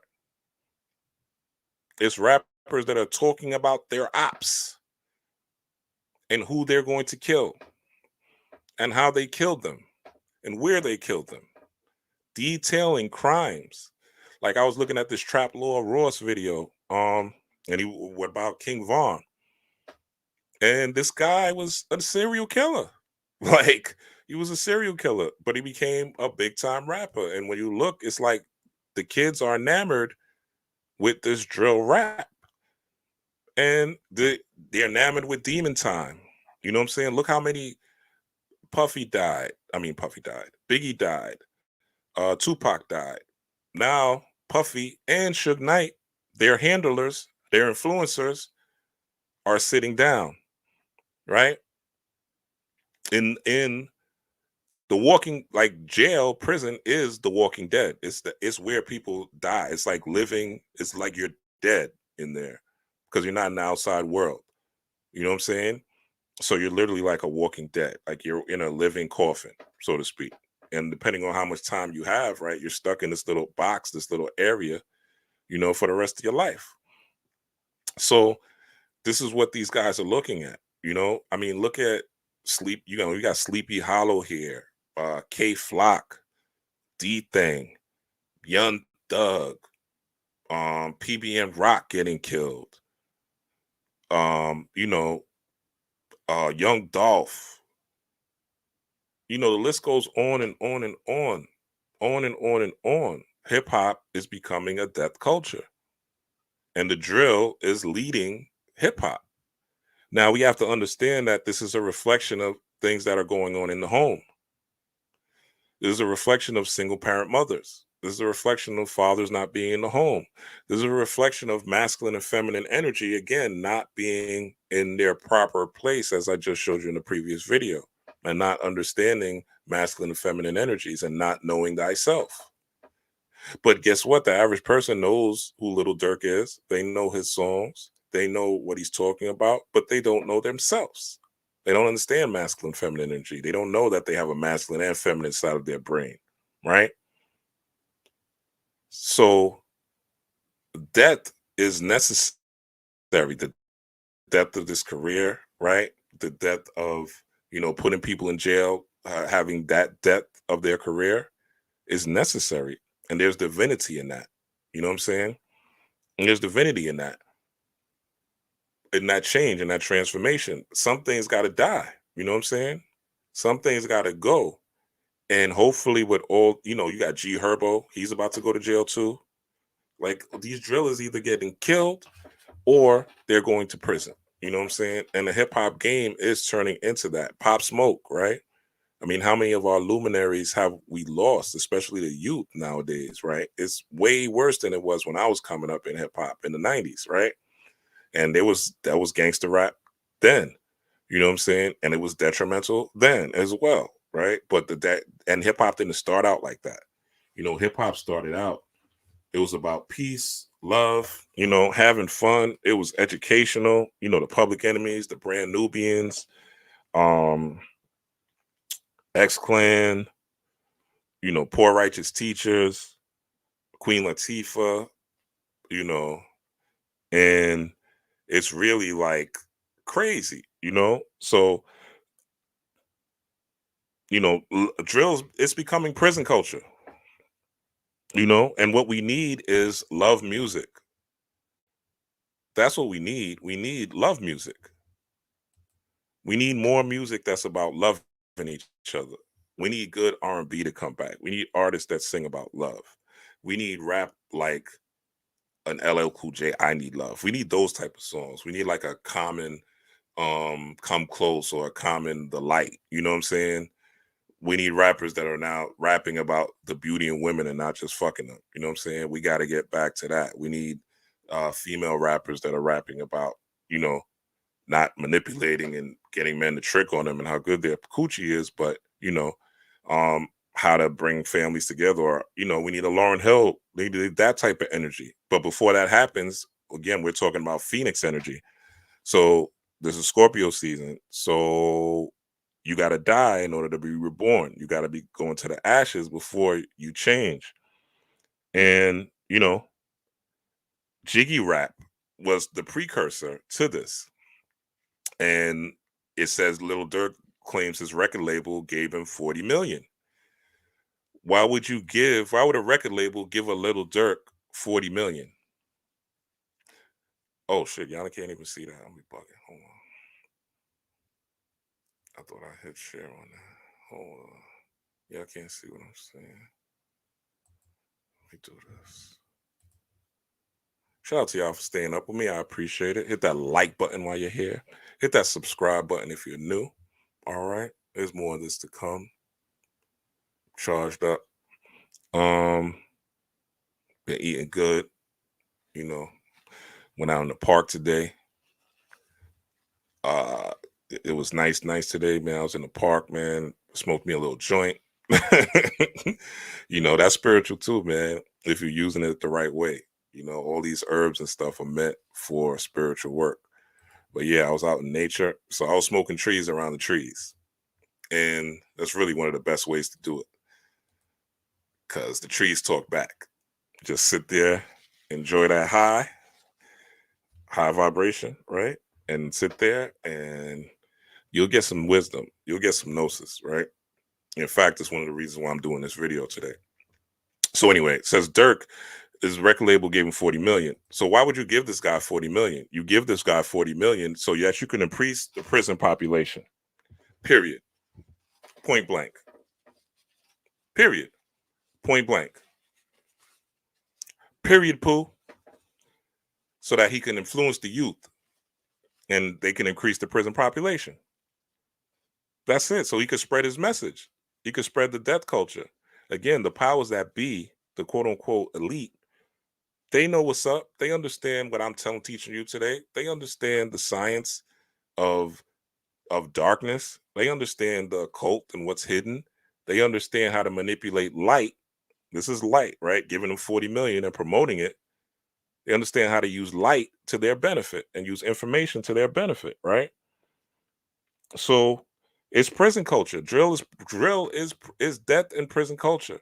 There's no way around it. And because that's the byproducts of it. Look at Casanova, right? Another rapper in jail, right? And I mean things keep popping up in my head. So we need to get back, and that's gonna come, 2025 is a birthing year. So you're gonna see a lot of new artists. You're gonna see a lot of new technology. You're gonna see a lot of new artists because a lot of the youth is looking at this and they're like, yo, I'm not taking this path. Like this isn't working. You know what I'm saying? But a lot of them are in certain conditions in their households, and again, it goes back to parenting, all of that comes into play. But that's the divinity in death and the divinity in all these things that are happening, right? Are the divinity in everything that's happening is to show you who and what you truly are. And if you look at these things and you're like, and how many, again, as I said early in the video, like how many people told him to slide? Like how many people, but they're talking about how stupid he is for sliding, you know? So he actually allowed the people to influence him. And because he's stuck in his animal nature and doesn't have the spiritual protection, right? Because spiritual protection is not just for outside threats, right? A lot of people like, oh yeah, I'm wearing, my black tourmaline, which is, crystal ultra shungite spiritual protection. And it does keep people off of you as well, right? Those crystals keep people off of you, negative energy, right? But it's also about the negative thinking as well. Like these things will push you into negative thinking. And sometimes you wear these crystals thinking that's for your spiritual protection, and something quote unquote negative will happen in your life because that negative thinking is trying to address your ideation. It's addressing the neurons that fire and wire together in your mind. It's addressing, are you a fearful person? And you're wearing these crystals as a way to replace your own internal power and your own internal spiritual development and your own internal personal push to change and transform and for things to die and be reborn. So when you see these things happening during these different zodiacs, signs, no matter what it is, you have to understand that they all relate in somehow, some way. So the fact that this is happening to Dirk is that this death culture has to die, and we need a love culture. We need harmony. Love is harmony. Love, when you're in loving, you're in a harmonious state. And this is what melanated beings, more than anybody, people on the bottom as well, this is what we need. We need harmony. We need unity. What they say in that movie Soul Food, Big Mama, right? You're good as a finger, right? But together as a fist, we're stronger. And you're not going to unify based on color. You're not going to unify based on, religion. Those things don't work. There's too many offshoots. What you can do is align with people that vibe with you and have your similar mindset and your similar outlook. And if all of us got Ogun pots, if all of us are working altars, if all of us are, that's why the more people that light up altars is the quicker that the world will be in better shape. Because ultimately, melanated people, so-called black people, are the spiritual vanguard of the planet. We're the most religious people in all parts of the world. We're the people that's in religion more than anybody. There's a reason for that, because our ancestral connection to source, to God, is in our DNA. It's still vibrating. It still lives within us. So as much as we want to go away from it, people still going to say, well, there's Jesus. I'm going to go to Jesus. Well, Jesus is, and for lack of a better term, a sign and symbol or of Orisha. I mean, there's a deity called El Cristo Negro, Black Jesus, right? But that's not the one they give you here. This is why when people are Christian, most of the time, and you look when people are Christian that are around you, that are devoted Christian, when a Caucasian person comes around, oh, they're going to worship him like God. They're going to treat them like gods because in their subconscious, they're gods. They don't even know it. They've been looking at Caucasian Jesus, and when they think of Jesus, they think about a Caucasian with long, stringy hair because you've been programmed that way. And even if you make him black, he's still a long, curly head or a locked dude that you're looking for salvation. All deities, all gods are tools for you to use and embody those energies. Jesus don't need you to follow him. What the fuck would Jesus need you to follow him for? What the fuck would Jesus need you to worship him for? God don't need your worship. God don't need your praise. God don't need your hollering and hooting. God don't need your oh. God don't need that. God's already powerful. The deity's already powerful. The spirit realm is already powerful without you. So what they need your praise for? What God needs are vessels. What God needs are beings that act as if. What God needs is not people who follow the Christ. God needs people who have Christ consciousness. Right? Because you are in God and God is in you.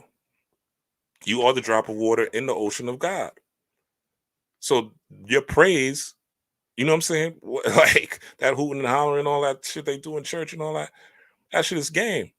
That's just meant you to feel good. And you ride that emotional wave until Monday morning. And then it's back to Niggerville. It's back to Stressville. It's back to Fearville. It's back to Sadville. It's back to Conspiracy City. Because that emotional high only lasts for so long. This is why the word spiritual has ritual in it, because you're supposed to keep going and going and going. So talking about this situation again, they put this 40 million out there to let you know that you could get rich by being a driller and a killer. You could get rich by talking about shooting and killing your own people, or people that look like you, I should say. You get rich by killing off your culture, right? And telling other young men that it's okay to shoot and kill. Right, by making the feds and other law enforcement agencies You know, when you hear rappers talking about going to the feds or rappers ducking the cops, you know, ducking the cops and popping the ops, it sounds glamorous. It sounds like some movie shit. It sounds like, you know, Sly Stallone, Robert De Niro, Denzel Washington shit, right? Superhero shit. This is why Caucasians are so enamored with drill cultures and drill. Like most of the videos on YouTube, when you look at like these deep dive explorations of drill culture, it's by Caucasians. They love that shit. They consume that shit. It's entertainment for them. But Dirk, he doing 23 and 1 now. You think he's entertaining? He's entertained in 23 and 1? You think G Herbo's gonna be entertained in 23 and 1? You think Bobby Smurda was entertained in prison? Right? So understanding your culture, and this is why we have to get back to our ancient understanding of our ancient cultures and our ancient spiritual cultures. Whatever your heritage is, right? You want to go back as far as you can and look at the culture. Me, my main thing is Kemet, right? Yeah, I dabble and study voodoo, and I study leukemia, I study all these old spiritual traditions, right? Gnosticism and everything. Because a poor man eats at home. And what do I mean by a poor man eats at home?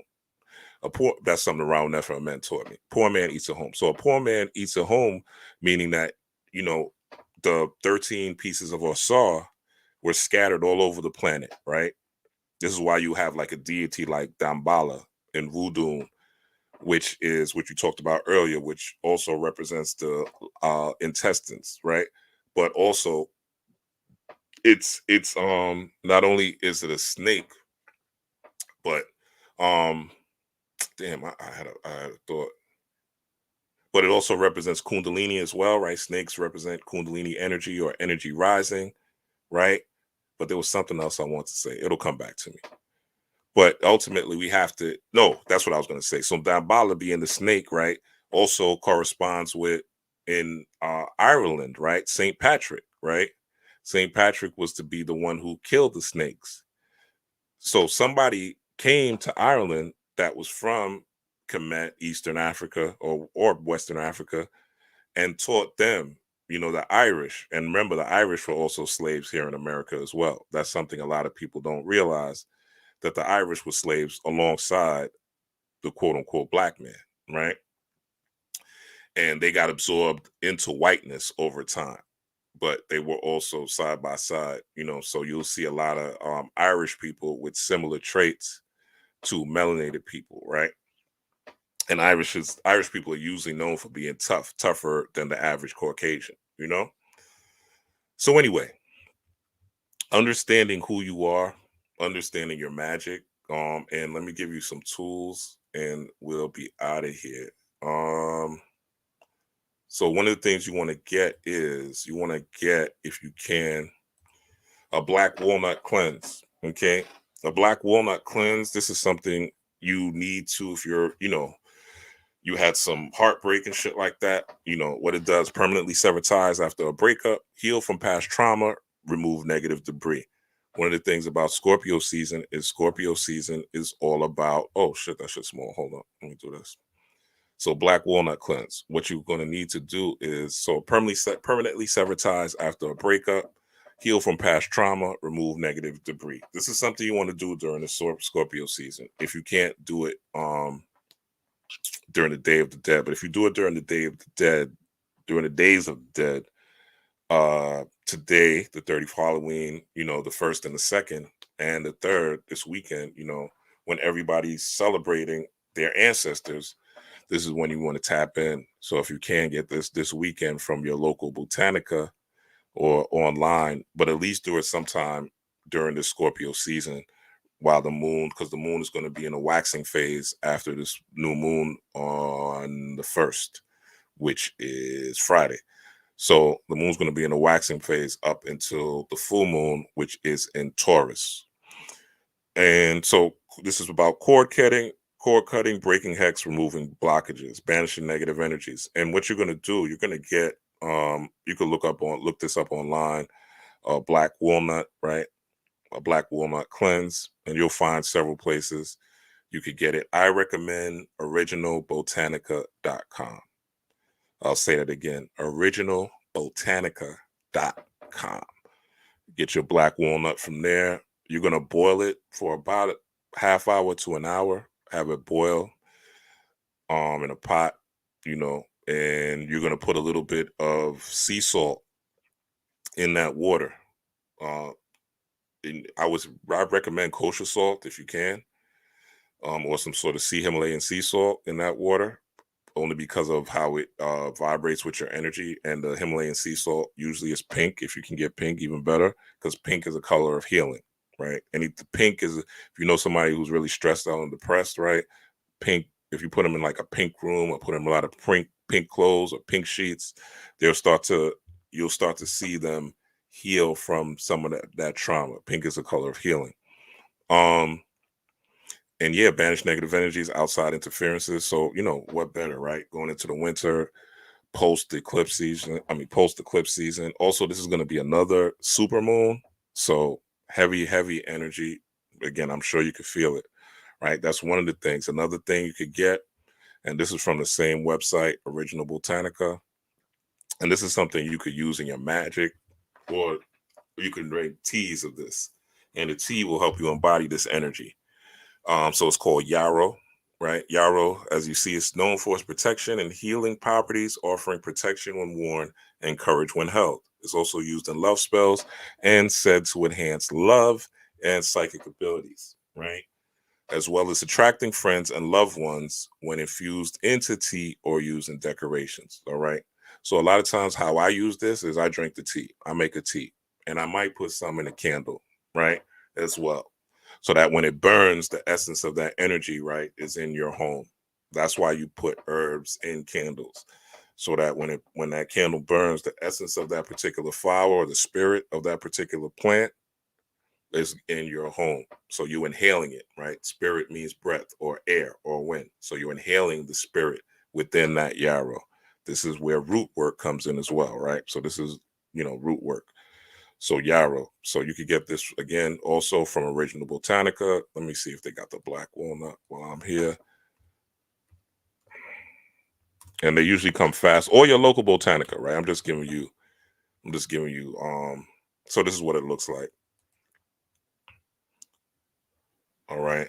So black walnut needs spiritual and medicinal properties, traditionally used to remove negative energy, purify the body and spirit, promote good health, and increase personal power. In spiritual practices, they're used to banish negativity, protect against evil, and enhance spell work. So you got that girlfriend back in the day that you can't get out of your mind that broke your heart. Take a black walnut bath, right? You could even and drink some yarrow, right? Use the combination, or vice versa. Take a yarrow bath, you know and you could also you put the black walnut leaves in your candles. I would particularly use a black candle with the black walnut, because black absorbs light, so it absorbs negative energy.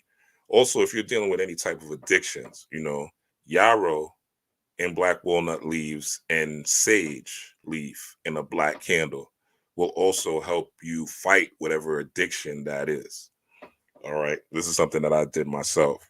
So you're taking that directly from source, which is the channel that it came through me. And last but not least, since Scorpio is a water sign, when you step in the shower, envision the water as a glowing, purifying energy.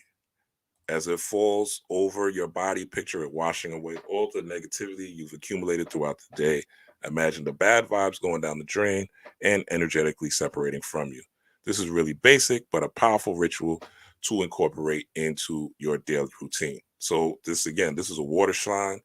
We all take showers, all right? We all take showers and baths. So, it's really simple and really easy for us to tap into that energy and go in. All right. And yeah, yeah, that is the energy he conjured, because that's one of the highest deities in the voodoo pantheon is Damballa, which is the white snake, you know, the white snake. It also corresponds to the snake in the Garden of Eden, right? Telling Eve that you will be like gods, knowing good and bad if you eat from this fruit, you know.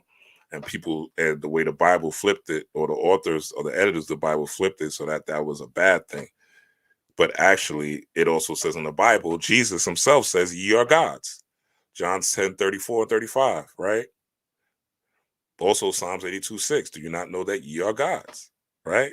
So both the hypocrisy is crazy in the Bible, but you know, that's what that is. So yeah, that is what he was saying. And Chucky played good. Child's played good reference. But yeah, it's all, and the snake is used. But talking about the Umbala, snake is used as a form of change and transformation. Right? You could cut a snake's tail, and the tail will grow back. So death and rebirth is also in the snake as well. Right? So this is all. So these are some of the tools you could use. I'm gonna do another video because I got a lot more. I didn't even realize how much I have that I want to talk about. But yeah, and if you're looking for something, let me share a book. Oh, and what you want to do. This is inexpensive ritual, right? And I've been saying this the last couple of videos.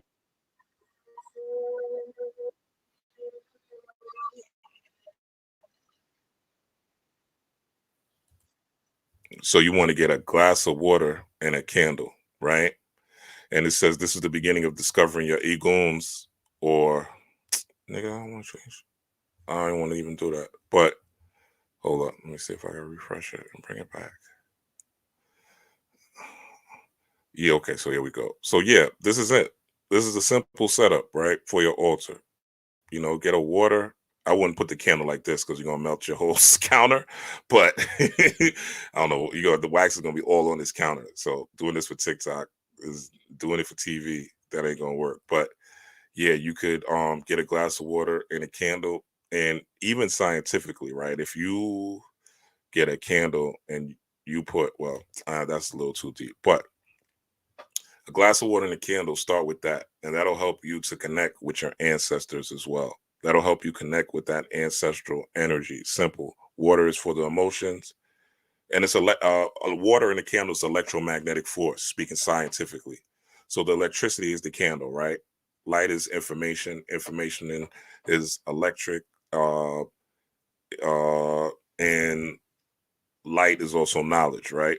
So the candle represents that knowledge. It also represents an awareness that you're aware of your ancestors, that your ancestors exist, right? So it represents that. And so the water represents and the candle represents thoughts. It represents ideas. It represents logic. The candle is masculine, right? So the white candle is masculine, and you have the water. So the water is feminine. The water represents emotions. It represents vibrations. It represents feelings. So emotions are energy in motion, right? Which is water. Water flows in motion, right? It also represents intuition, and also represents depth, right? Going into the underworld, right? So the candle and the water, those two things, if you're strapped for cash or whatever, candle ain't gonna cost you much, and a glass of water is damn near free. So you do that, have that on your altar. You should have your altar should be lit. You know, your altar should be lit. And if you can't do it where you live, you can't create an altar, draw it. You know what I'm saying? Get a piece of paper. You can't see me, but get a piece of paper and draw it. Draw an altar. You know, don't think in terms of reality when you're thinking about magic and manifestation. We are myth. Once you transmute human existence in humanity and come into your divine godhood and mysticism, you're dealing with the land of myth, right? You're dealing with mythology, signs and symbols. The first language is mythology. Mythology is signs and symbols. Say this again. The first language is signs and symbols. Signs and symbols are mythology, right? Mythology is what makes the world go around, right? What are people doing right now? They're debating who's better, a donkey, Democrats, a jackass, or an elephant, Republicans, right? Under what? a symbol of a flag, right? Under what? A symbol of a president, right? Which we know doesn't rule anything, it's just a puppet, right? So we're ruled by symbols. We're ruled by signs and symbols. You know, there's it's another good example of being ruled by signs and symbols. I mean, even if you think about it, right? You go to the doctor. There's a red cross, in the doctor's office. You know that's how you know there's the emergency room. There's red, white, red for stop, green for go, yellow for pause. Right? We're ruled by signs and symbols. So the reality that people think is reality is no reality at all. Right? World is a projection of our imagination. It's a projection of waves of light that come into our eyes and reflect, like we stream consciousness. This isn't a quote unquote real world. This is a holographic universe and a holographic image of what the real world is. And if you want a glimpse of the real world, again, you could take some mushrooms, tap into the mirror meditation, tap into the mycelial network, and you'll see the real world, right? You'll see through the psychedelics that this wall isn't real. You know what I'm saying? This microphone isn't real. It's just atoms that are spinning slowly that's making this dense. But if they were real smooth and really fast, I wouldn't even see it, right? Rapidly moving atoms, I would see it. It would be invisible, right? So it's energy that's slowed down that creates this world that we exist in. But once you hit high vibrations, you transmit the world as above, so below. So you transmute the influence of the world. You don't care who wins, Trump or Kamala. You'll win. You win. You don't care about who's killing and drilling. You know you're going to be all right. You're in this bad situation. Okay. Instead of you worrying, you figure out how you can solve it. And if you can't solve it right away, you figure out how you could be at peace and how you could find joy so that you could get the idea. Because when you're stressed, cortisol's running through your body, your IQ could drop up to 65%. And it's also a poison. Not to mention, it stimulates your adrenal gland, putting you in fight or flight. So over time, this poisons you. It leads to disease. This is why they say stress kills, right? And speaking of emeralds, we'll close with that. Thank you, Hollow Vegeta, ex Hollow Vegeta. Emeralds, if you notice today, right, the World Series has been going on is in this Scorpio season, right? The last 3 days, right? So before I came on, the Dodgers won, but I'm in the Bronx, so I'm in New York. So I'm channeling energy, right? Winning colors. You know what I'm saying? This is how the magic works, folks. You know what I'm saying? And I'm teaching, right? Which is also to who these colors are blue and white.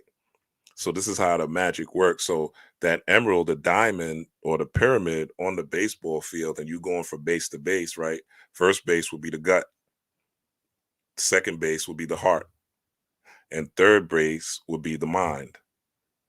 And home, right? You going into home base is you going back to source energy, you going back to God energy, you going back into your divine nature and aligning with your divine nature, which is one with all of nature and the universe, which allows you to be a universal being. So within any circumstance, you know how to download which personality, archetype, God, energy, angel, ancestor that you need for that particular problem. If you're working with an ancestor during this time, right, be wise, right? Use your brain, which is the gem, which is the emerald, right? Don't don't work with a particular ancestor that is dealing with occultism and metaphysics if your rent is not, if you don't know how you're going to pay the rent the next couple of months.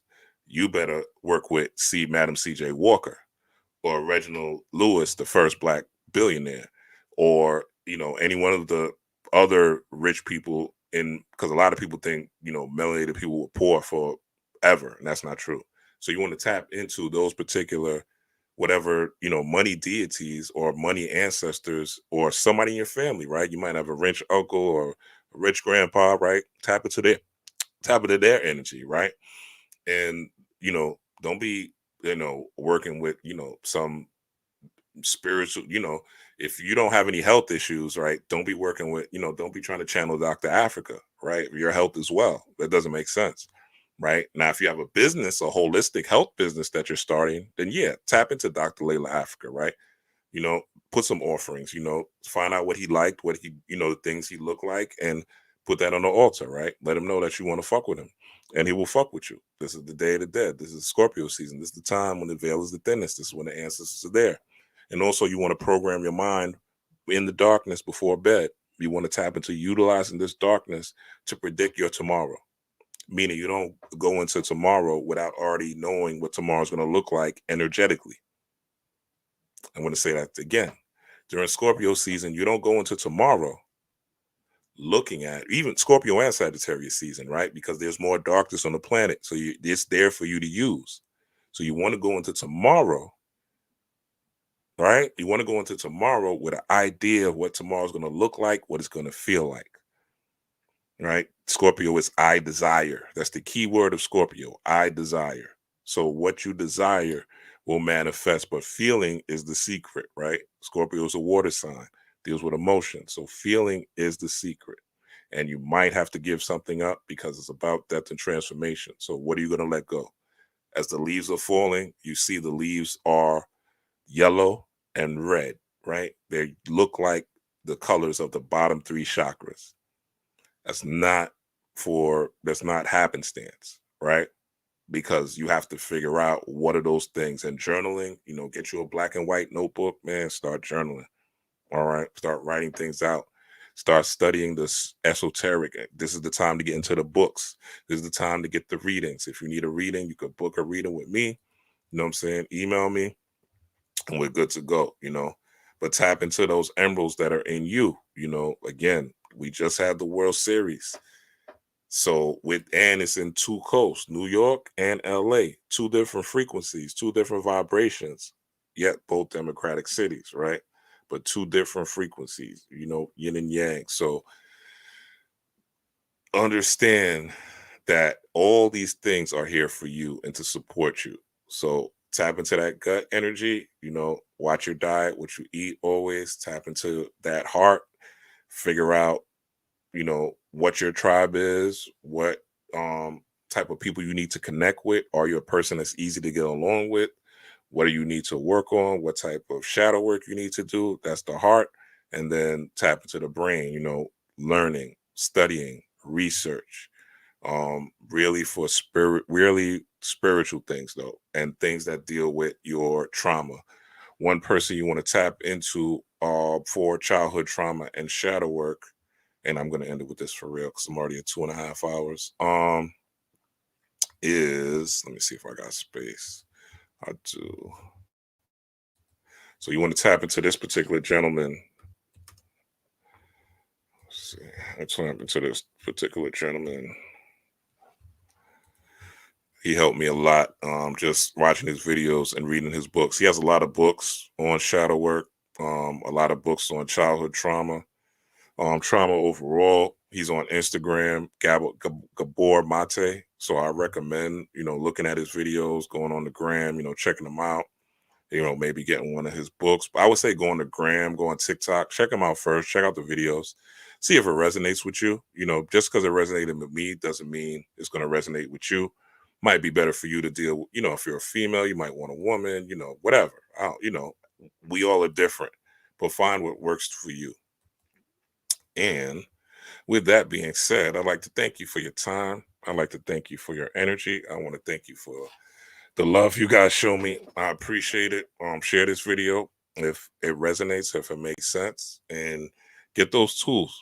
All right. And don't forget to look yourself in the mirror and tell yourself you love yourself every time you see yourself in the mirror. It's important. And that'll help you heal some of that shadow work as well during this time. All right. So it's getting deep, but the energy on the planet is here to help us. Don't worry about what's going to happen after the presidency or whatever. Be proactive, get what you need. If you feel like you need to get supplies, get supplies. Like I did a video where I showed you the things that I have just in case there's emergency here. Be proactive. Don't be reactive. Don't be a nigga. You know what I'm saying? Don't be in your feelings, your emotions all the time. Right? work these things out, and that's when you step into your God self. And you might attract a person that has what you need, with that type of mentality. All right, y'all. Peace, power, and prosperity. Oh, anybody have any questions? Any questions? I'll give y'all a couple of seconds, or maybe a minute. Any questions? Usually they don't, but yeah. I said proactive like Diddy, right?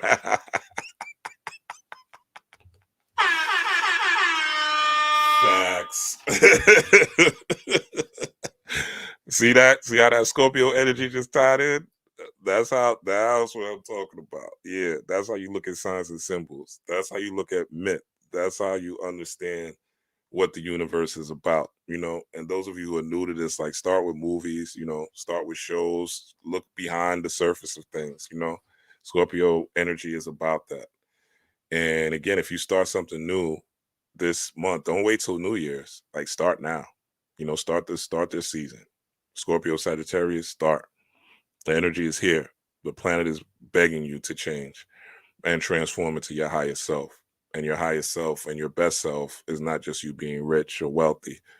It's about you contributing to making the planet better as well through your acts of service and creativity, which is why sexual energy is so important, because it deals with creativity.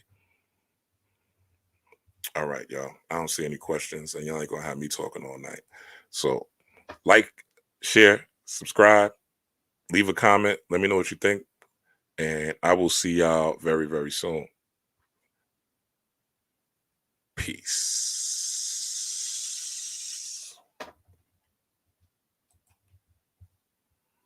Have a good night as well. And after this video, program yourself for tomorrow. What's tomorrow Halloween gonna look like for you? How's it gonna feel for you? Start now. No need to wait. Peace.